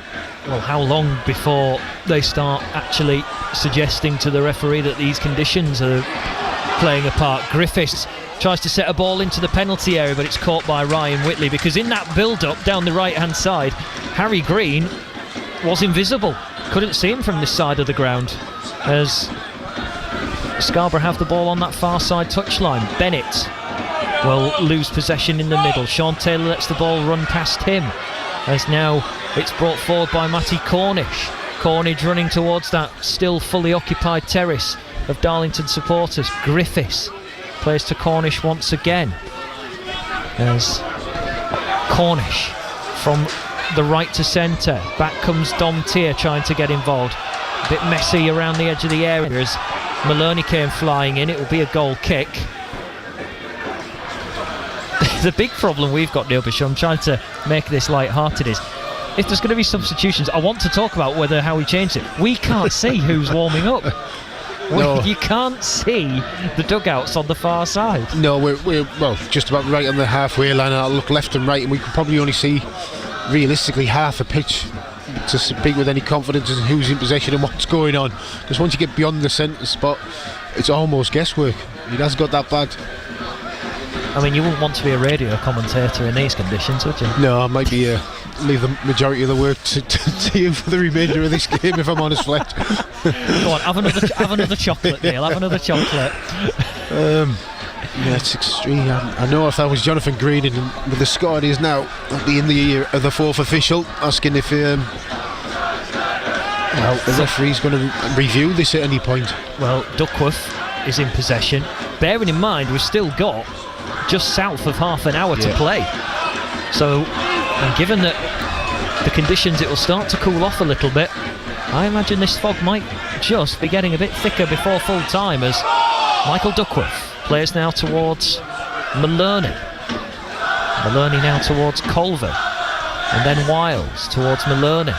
Maloney wants to get on halfway. Just trying to get away from Cornish. Big gulps of air being taken in now by those players as Scarborough in gold shirts trail by 4 goals to 2. Maloney now chipping one forward, looking for Colville. The flag has gone up on the far side. We can just see the most smidging of fluorescent colours of that flag. We can't actually see the linesman or the flagpole, but the flag has gone up over on that far side, and it'll be a free kick for offside, about 30 yards from Jameson's goal. Well, it's great vision from him to be able to see he was offside, because I couldn't see with any degree of certainty what's going on that far side. Jameson, the ref, you'd imagine he'd pull the captains in, or he'd have a little chat with the managers. There's been none of that, no sign of that so far. Well, no, wouldn't you? If going, go on then, what do you want to do? I think we'd know the outcome, wouldn't we, as Harry Green gives away a free kick, and he lets out a bellow of frustration as Sean Taylor, the referee, still having a look around, and I think just doing the usual observatory checks that you would have for where the players are for when the player's in motion, just so it doesn't crash into anybody. But the ball is sent forward again. No exaggeration, Neil Bishop. This is the foggiest game I've ever witnessed live. I've got to walk back to the train station after this game, so I could be lost. I've got a couple Maybe of the last you'll see of me. Well, I've got a couple of torches in the car if you need one. As Scarborough try and build down the right-hand side, they're going to win it back with Harry Green, who gets nudged over. There's no free kick coming on that far side touchline as the ball flies through the air and then comes back down again. Can see numbers on the far side for substitutions to take place. I'm just hoping that the linesman or the fourth official just moves that board in a moment just so we can see who it is who's going to be coming on and coming off, as Duckworth plays now towards Dom Tier. Tier down the left hand side, two around him in black and white, tries to run through the lot but broken up by Darlington. Cornish, who will play back towards Griffiths. Two wide lads have been impressive for Darlington. They have. But I think you have to give credit as well to the midfield for finding them as well. Yeah. Ball in behind. This is dangerous. Main, and Whitley's come out. Main just dinks the ball around him, but Wileji was back and has prevented it from definitely being out of sight on the scoreboard in Darlington's favour. They've got a throw in high up the pitch. Caused chaos before. This time, though, it's an attacking move for Darlington. Just one big long ball in behind, and Scarborough, now whether or not they couldn't see it or whether they just switched off and didn't see the run of Main, as now Kelly with 2 of the 4 goals for Darlington. Flint will now have the ball in the right midfield area, plays to Main, trying to play it through, flags up against Lambert. Lambert puts the ball in the net, but the flag went up before he struck the ball. And those substitutions will be coming up in a moment. Looks to be that Scarborough could just about make out that there's some activity from the Scarborough dugout, but we will need the numbers of the fourth officials board to tell us who it is that's going to be coming on as these conditions deteriorate here at Blackwell Meadows. And it's Maloney now just drifting over to the right of the edge of the penalty area. Ball is set in. Lees, the man who got the 4th goal from a set piece, underneath it. Maloney now trying to lift one back forward. Scarborough win the knockdown. Second bite of the cherry. They try and cross in. Couple of ricochets over on that far side as Barrow tries to defend. The ball's going to run out of play, and it's been given as a throw-in, I think. So Darlington are going to make the first change. Jack Lambert will make way, and he, if you can see the Darlington supporters, gives them a round of applause, and he makes his way off. Jack's been replaced by number 9, Jack Maskell. And Jack Maskell will make his way on. And then Kieran Glynn is going to come on for Scarborough, and Harry Green will be making his way off. And Kieran Glynn, who's had a goal before against Darlington, makes his way onto the pitch. Not really seen Harry Green, have we, in an attacking sense? No, we haven't. I mean, he's a good player at this level when he's involved in the game, getting plenty of the ball, but he's been a virtual spectator this afternoon. Yes, he has. Long throw-in for Scarborough. Bit of pinball inside the box, eventually cleared. And then a long ball away by Darlington. There's only one man back for Scarborough Athletic in these gold shirts. I think, with hesitation, it was Jack Waldron, as Scarborough Athletic have the ball up in the final third. Forgive me if the commentary doesn't sound too descriptive, as it's a big diagonal played across looking for Dom Tier, and that one will wander out of play as well. The Darlington players just having a check with the referee for the time. Now, obviously that's pretty normal and standard, but when you factor in the fog that we've got as well, maybe they're just starting to get a little bit anxious as well. Yeah, well, let's be honest, unless a miracle happens, they're going to walk away with 3 points here. I mean, it should have been 5, and we go back to it 2 minutes ago, just a straight ball forward, and Cedric Mains through on goal. He can do anything. He can go around the keeper, he can lob him. He was indecisive, just delayed, and Wileji got back and took the ball off him at the last second. But yeah, that should have been 5, and that should be good night. Well, it's lifted up into the air by Jameson. The flick on is won well by Maskell, the former Dunstan striker. 26 goals last season. And the corner is conceded. We've played 68 minutes here at Blackwell Meadows. Darlington 4, Scarborough Athletic 2 at the moment. As Sean Taylor, the referee, is looking to out towards the Darlington corner taker and trying to get them hurried along as the players congregate around the 6-yard box, trying to make this as difficult as possible for Ryan Whitley as the ball is swung in, but it's bypassed everybody. Now Scarborough want to try and hit on the break as they go long up towards Kieran Glynn, who at the moment is the lone striker. The header down falls perfectly for Dom Tier. He tries the 1-2 with Glynn. Darlington will clear the ball away. It goes out for a throw-in. Into the fog they go. Yeah, anything could be happening over there. To be honest, from what we can make out from over here, it is that bad. Well, you can just see the faintest of silhouettes of the throw-in taker. Grimsby 2, Harrogate 0 is the latest score on our DAB coverage as the ball comes in, and a couple of flicks as now Maloney thinking about the volley. Hatfield was in front of him, he pokes it forward. Bennett trying to trap it. The flag has gone up over on the far side, only signalled by the referee's whistle as Darlington take an intake of breath. I don't think Sean Taylor's even considered the elements at the moment or suggested that there might be a warning that the game might be in jeopardy. And we have just had the word in our ear for any York City supporters who are tuning in anticipation of tonight's match. It has been confirmed that Oldham Athletic against York City has been postponed due to foggy weather. So unfortunately for any Minster Men supporters who are listening, no football this evening.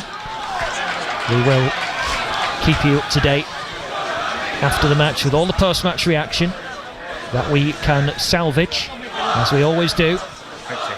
And we hope to hear from both Adam Hinshelwood, the York City manager, and the referee as well on the circumstances of why the game was postponed. But as David Ward and Ian Dunn were saying before kick-off at half-time in this one, suggesting that the fog was becoming extremely severe even an hour and a half before kick-off.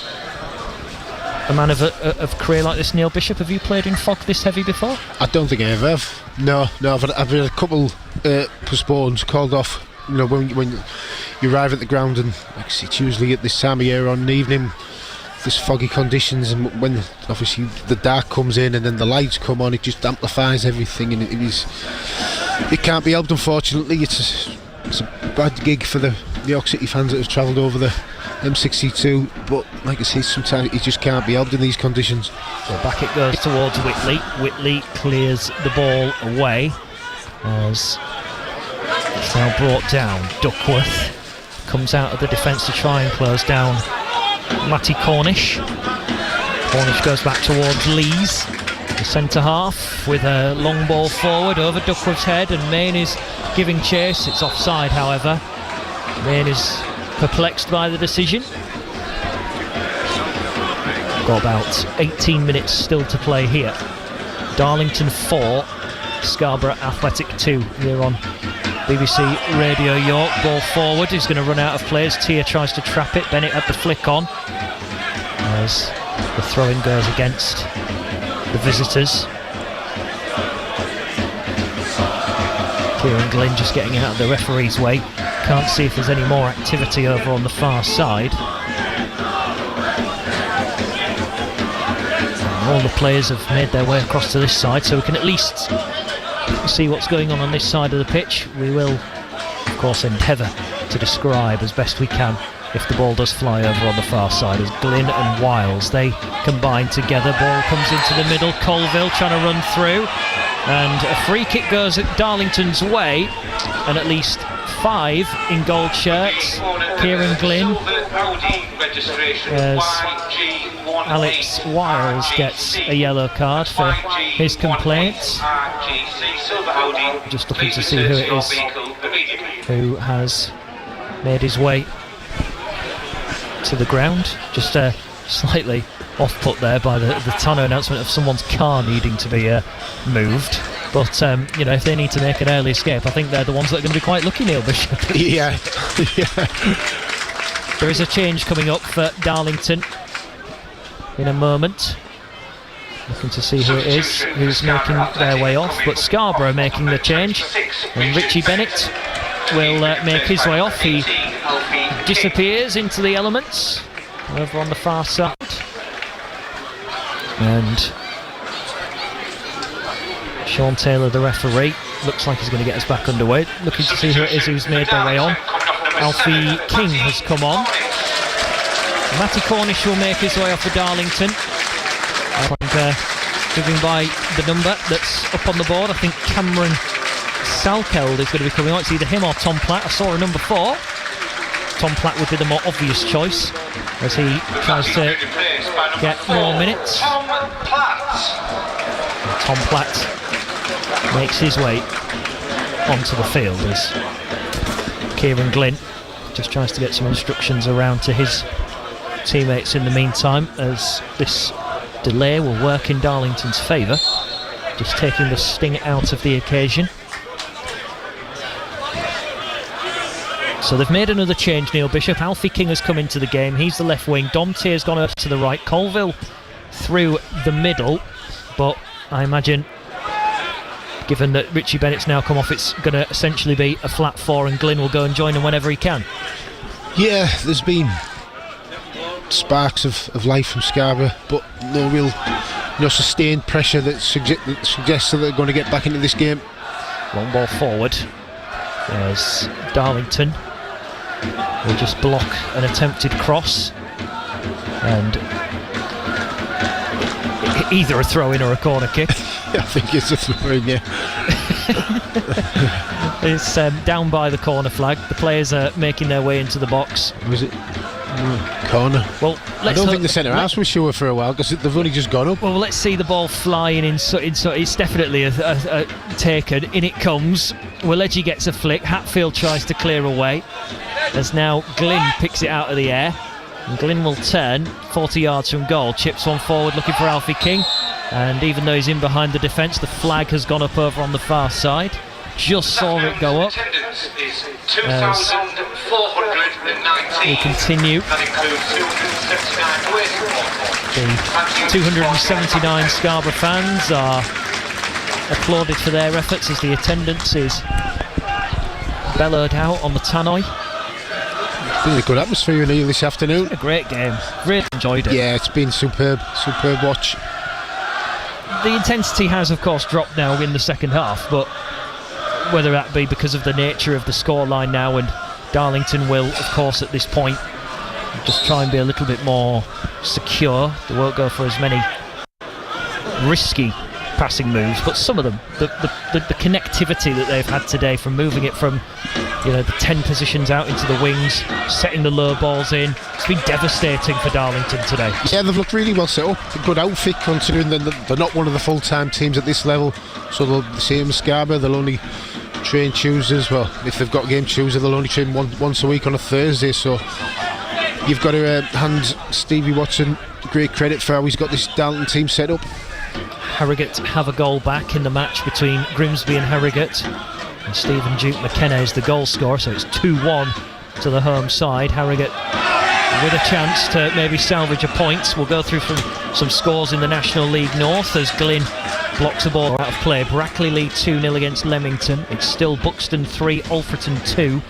Curzon 1, Farsley Celtic 3 is a shock scoreline, as is Kings Lynn 2, Needham Market 2, Marine 1, Chester 3, Peterborough Sports 0, Scunthorpe 0. Radcliffe versus Chorley has been abandoned midway through the second half. Southport 2, Warrington 0, and Spennymoor 1, South Shields 1. Radcliffe will be devastated the game's been abandoned because they were leading 1-0 against Chorley. It would have been a real scalp for them. 4-2 here. We've got about 11 minutes of normal time to play as Wiles plays forward to Glynn. They need a chance, Scarborough Athletic, to really spark the final 10 minutes into life again, as King, left wing position, will now try and move forward into Wiles once more as they just try a couple of passes. King trying to play a ball through, took a deflection off Platt, but runs through harmlessly towards Jameson. Yeah, like I said, there's been one or two little bits. Bennett had one or two other things in the final third, but I don't think at any point this afternoon there's been a sustained spell of pressure where you think Scarborough gained momentum, that they've pinned Darlington back. You know, you feel the Krieger and you feel a goal coming. It's been mostly Darlington, the ascendancy, the team on the front foot. Look at the more well-oiled, the cleaner outfit in the work. Well, ball goes back into the defence with Forbes. Forbes has tried to work it out over to the far side. Some of the fans around us just squinting, looking to see if they can actually see what's going on the far side as the ball was moved about. And forward it goes, and now an attempted ball into the area. Comes back out to Hatfield. Hatfield will now tee up Flint. And it's cleared away again by Scarborough Athletic, as it's worked though across by Darlington's defence. The long ball forward, and one of the Darlington players actually stood idle there, and the ball just happened to land at his feet. As now they come forward down that left hand side. Up ball up towards Flint. Flint trying to make a little yard of space inside the area, takes the shot on, but Whitley is able to gobble it up, and he will now try and clear away with a direct approach up towards Kieran Glynn. Whitley appealing that there should be a foul for interference by Cedric Main, as the referee just has a look peer back towards Ryan Whitley, checking to see how clearly he can see him, as we're into the final 10 minutes of the match. As a long ball forward, gets a bit messy in midfield, won back by Scarborough. Maldron will move the ball forward, up it goes, looking for Colville, and a free kick given, and there might be a booking coming up in it possibly, but there's an injured man down, which is not going to help Darlington's cause, because the game will now be stopped as the physio comes on. But we are literally looking at shadows over there, aren't we, Neil Bishop? I know that some people will probably be thinking, what? Some fans will be probably, getting agitated at how much we're mentioning the weather conditions. It's not suggesting that it should be a cop-out to suggest that Scarborough Athletic have not been able to get into this game, but it's making their life a real challenge out there. Well, it is for both teams. Yeah, and for the first probably point of this afternoon, you get the feeling that the jeopardy might have gone from the game, that Darlington are pretty comfortable. I think we'll see a conclusion to the proceedings. I don't think the ref's going to call it off at this late stage. Certainly no indication of that. So we'll see this out. You say that though, Scunthorpe United versus Buxton last year was called off in the 95th minute. I remember there was absolute uproar. There was a downpour that day at Glanford Park. I was actually here last season with Radio Humberside for Scunthorpe United the first time they tried to play it. That was called off 20 minutes before kick-off.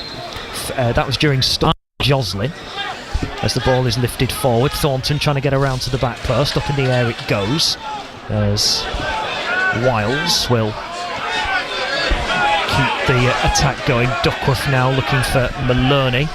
Maloney in the centre circle, trying to flight one forward.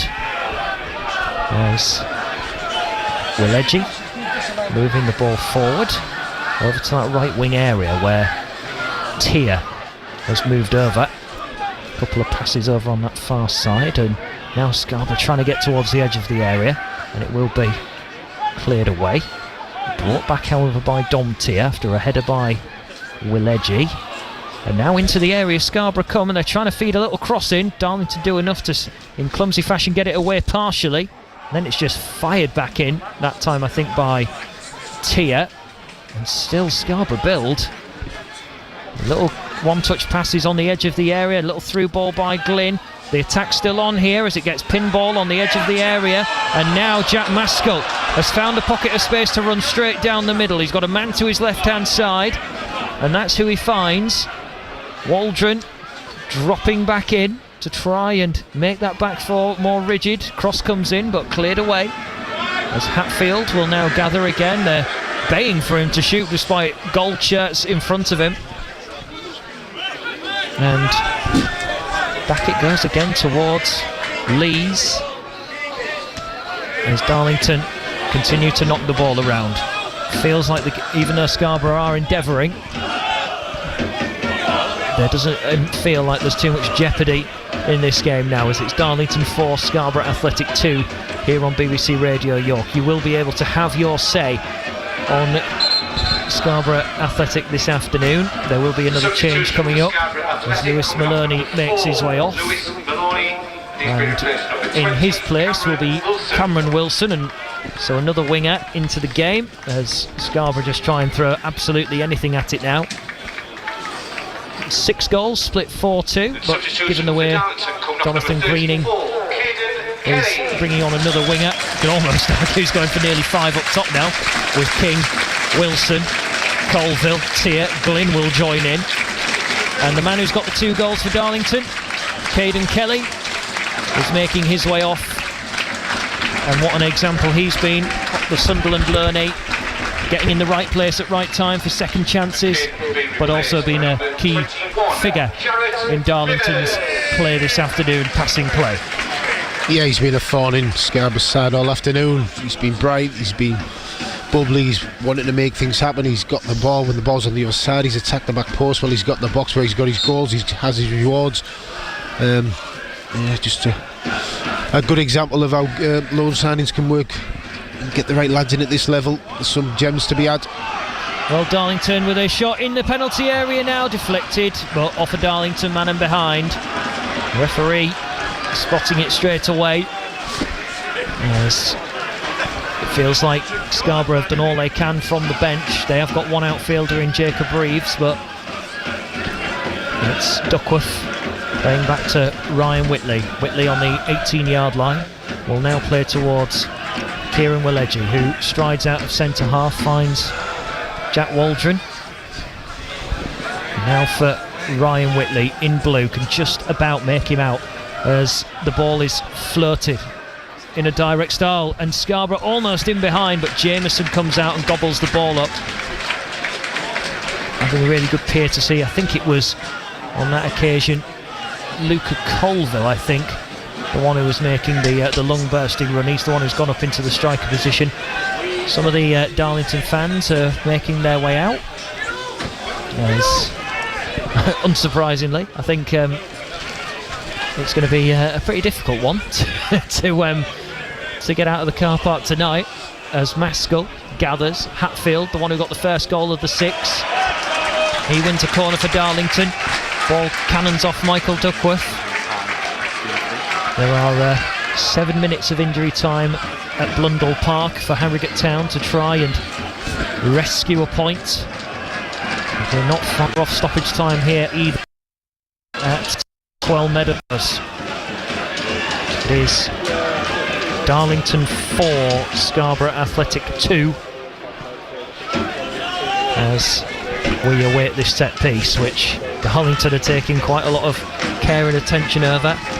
Jarrett Rivers has made his way onto the pitch, and he delivers into the box. The heads go up, not cleared yet. Thorbs was the one trying to get there, and then a free kick is given Scarborough's way. Hatfield cannons the ball into Domtier after the whistle had gone. And I think now, really, some of the players are suggesting from Scarborough Athletic, I think for the first time there, really, we've seen Kieran Willeji and Alex Wiles both asking the question. They've moved the ball over onto that right-hand side, and it is guesswork now for us on this side of the pitch. We just have to hope and pray from a Scarborough point of view that maybe Alfie King is the focal point in the left wing position, so we can help tell you which players it is that are connecting, as King will go on a run now looking for this ball on the near side touchline. Out of play it goes for a throw-in. Sean Taylor still just bellowing away to the players, showing no sign of any consideration. He's having a look at his watch. just to see what the situation is in terms of minutes. We've got about 4 at most to go. Thornton with a long ball forward to Colville. He's brought it in nicely, connects with Tia. Tia running down the middle, 35 from goal, plays it out to the right hand side. It's Cameron Wilson. Wilson trying to find some room as he dances left and right away from Rivers. A ball is hoisted up into the penalty area and then cleared away. The board is about to go up to signal the minutes of added time we've got left to play. As the shot comes in, and there's a consolation possibly, or even a lifeline. Dom Tia has smashed one into the back of the net with 3 minutes to go. The ball was played forward through midfield, knocked down, and Dom Tia, just a hit and hope really on the half volley, but it's a sweet finish, and it's Darlington 4, Scarborough Athletic 3. I think it was King. I'm sure it was. You think it was King? I think it was Alfie King. It's one of them because it's come from the far side. Can't really see how it works its way to him.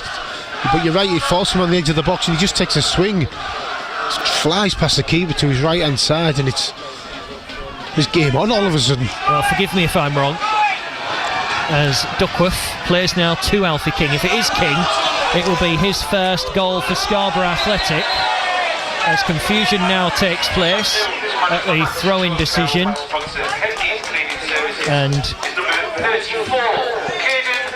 Caden Kelly gets the man of the match this afternoon. There's no disputing the quality of the finish of Scarborough Athletic with these 3 minutes to go. They've given themselves a fighting chance right at the end. Now Wiles collects. Imagine if Scarborough were to now get the equaliser. As forward they come into the final third once again. Dom Tia collected the ball out of the net after the ball was struck. And King on this left hand side, just keeping tabs at the moment on Callum Griffiths as we are into the deeper realms of stoppage time. The referee blows his whistle, Sean Taylor.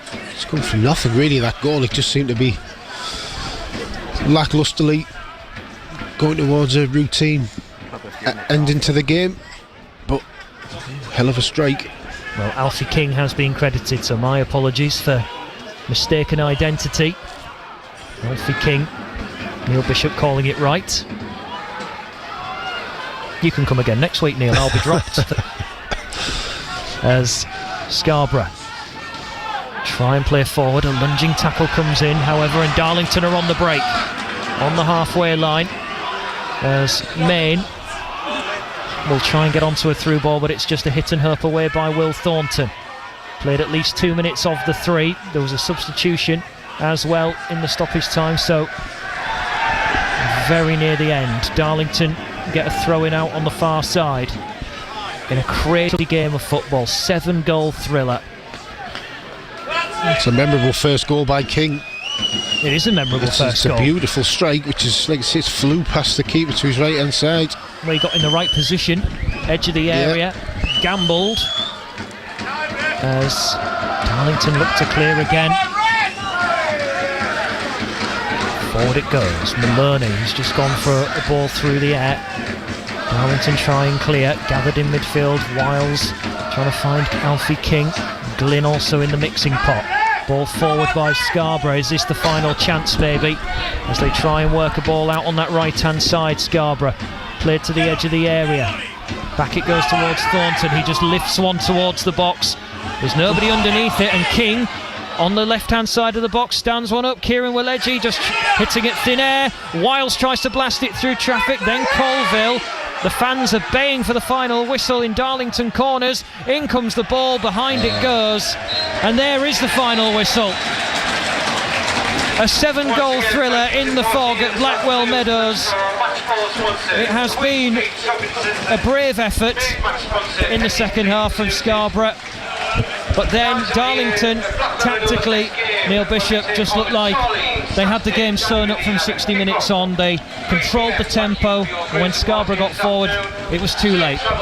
Yeah, very peculiar ending to the game, to be honest. Scarborough out of nothing on top, trying to force the equaliser, but look, got to be objective and say that Darlington were the better team this afternoon and thoroughly deserved the 3 points. What Scarborough did do well is they hung on and they clung in, and they were never really out of the game, and like I say, through luck or by design, that they were always in with a punch of chance of getting a point this afternoon. Unfortunately, they've come up short, but I'll tell you what, it was a hell of a game to watch. It was a hell of a game to watch. We will dissect it in the next hour with Peter Spencer. We'll get all the post-match reaction for you too. But full time here at Blackwell Meadows, Scarborough Athletic are beaten on Boxing Day by their rivals Darlington. It finishes Darlington 4, Scarborough Athletic 3. Weekday afternoons from 2. With Toby Foster. Chelsea Ward, she uses a cappuccino frother to make her gravy frothy. But only slightly frothy. That is weird. No, because you can't get it that frothy. Nobody has frothy gravy. But you need to stir it so there's no lumps. You don't make a gravy-chino. You don't froth your gravy. There's no wrong with a little bit of froth on your gravy. Frothy gravy? I mean, you ought to be banished from Yorkshire. You'll be making heart-shaped Yorkshire puddings next, another such nonsense. I got a Christmas tree once the day from Asda's. Shut, you better be lying. Weekday afternoons from 2. Toby Foster. BBC Radio York. BBC Radio York Sport. Pete Spencer here in the studio, full-time here on BBC Radio York, where both of our featured games this afternoon, our 3 o'clock kickoffs, have concluded, and it's finished in, well, what an entertaining game it was at Blackwell Meadows. Darlington winning 4-3 over Scarborough Athletic. We'll have reaction from Jonathan Greening as soon as we can. Also, full-time between Harrogate Town away at Grimsby Town. Let's get a full-time report from Tim Steer, who is at Blundell Park. And it's finished Grimsby Town 2, Harrogate Town 1, which means a 5th defeat in a row for Simon Weaver's side. After a very even first half with both teams creating chances in the game, a 0-0 half-time scoreline meant that Harrogate Town came into the second half feeling encouraged that they could get something from it, but they went behind on 55 minutes. It was a wicked cross from Jaden Luca down the right-hand side, left-footed into the area. It was one of those crosses where even if nobody had made contact, it probably would have beaten Belshaw. But it was a little flick of the head from Evan Corey, which took it past the keeper in the end into the far corner to put Grimsby Town 1-0 in front. As Harrogate Town tried to find a way through and get themselves back into the game, they were struggling to create too many clear opportunities, and they went 2-0 down after switching off. And once more, a simple through ball right down the centre of the Harrogate Town defence, and the substitute Jason Svan Thorson was there to finish coolly past Belshaw into the right-hand corner for 2-0. And from that point on, it looked like it was going to be a relatively straightforward victory for the Mariners. But then on 82 minutes, a free kick for Harrogate Town just outside the area, a couple of yards from the edge of the box, and Stephen Duke McKenna on 82 minutes with a right footer up and over the wall right into the top corner. Absolutely stunning free kick for his first Harrogate Town goal, and it suddenly gave Harrogate Town plenty of encouragement that they could then go on and get an equaliser, and they certainly put the pressure on the Mariners goal, with ball into the box leading to a Jack Muldoon shot which was blocked on the turn. It fell to Matty Daly 8 yards out in a crowded penalty area, and his shot was blocked on the line by the Grimsby defence for a corner for Harrogate Town. From that resulting corner as well, a Toby Sims volley was brilliantly blocked by the Grimsby defence as well. And for all of their efforts, Harrogate Town couldn't find a way through. They brought on 17-year-old Jack Bray to make his Football League debut, a man who's been playing so well in the youth team in the FA Youth Cup for Harrogate Town this season. He looked lively, but he couldn't find an equaliser in the end either for Harrogate Town, who, as I say, despite the late surge and the late effort, have gone down to defeat here at Blundell Park, which means a 5th straight defeat in the league, and means they are now only 4 points off of the bottom 2 ahead of a match against Fleetwood Town in just 3 days' time. Full-time score at Blundell Park is Grimsby Town 2, Harrogate Town 1. Thank you to Tim Steer and Paul Bolland there at Blundell Park for us. So Harrogate Town losing to Grimsby Town. It's now full-time in both of our featured games here on BBC Radio York. It's fast approaching 5 o'clock on Boxing Day the 26th of December, and this is the verdict. have your say on your team. BBC Radio York Sport, The Verdict. Where Harrogate Town have lost their last 5 games in a row now. Stephen Duke McKenna scored a late consolation goal, but it's a first ever defeat away at Grimsby for Simon Weaver's men. Duke McKenna over the wall. Oh, what a goal! Brilliant free kick from Stephen Duke McKenna on a dime in the top right-hand corner. And Harrogate Town do have a route back in the game. 9 minutes to go. Grimsby Town 2, Harrogate Town 1. Harrogate now sit in 20th place, just 4 points ahead of the relegation zone. Scarborough Athletic, well, they were behind, level, in front, level again, all before half-time, before conceding twice in the second half. And then just in injury time, Alfie King got them an injury time consolation goal. The board is about to go up to signal the minutes of added time we've got left to play. As the shot comes in, and there's a consolation possibly, or even a lifeline. Domped with 3 minutes to go, and it's Darlington 4, Scarborough Athletic 3. So defeat in the end for Scarborough Athletic away at Darlington. James Fletcher and Neil Bishop doing their very best to describe the action with the fog rolling in. If you're just joining us, no game tonight for York City. The game at Boundary Park was postponed due to foggy conditions at Oldham. So reaction to come from all of our featured games this afternoon. We'll also bring you some reaction to that game being called off from York City manager Adam Hinshelwood as well. But we want to hear from you on The Verdict tonight until 6 o'clock. BBC Radio York Sport, The Verdict. Tweet at BBC York Sport. Well, I promised you some reaction from Boundary Park this evening. Let's hear from the York City manager Adam Hinshelwood next, who's been speaking to David Ward. Adam, match postponed here at Oldham Athletic. It looks like it was the only decision that the referee could make. Yeah, I think so. Obviously, we appreciate him trying to give it as long as possible, but yeah, like we're stood here, you can't see all 4 corner flags, and just think for the supporters as well, travelling all this way, and they're high up in that stand, they wouldn't have been able to see one of the goals. So yeah, not ideal. I really feel for them because I see a lot of them out the front there, and they made the journey over in tough conditions and give up their Boxing Day to come and support us, and unfortunately not been able to give them a game. The frustrating thing is as well, if it had been kicked off at 3 o'clock, which it could have been, they probably would have got through this game. Yeah, I think we would have done.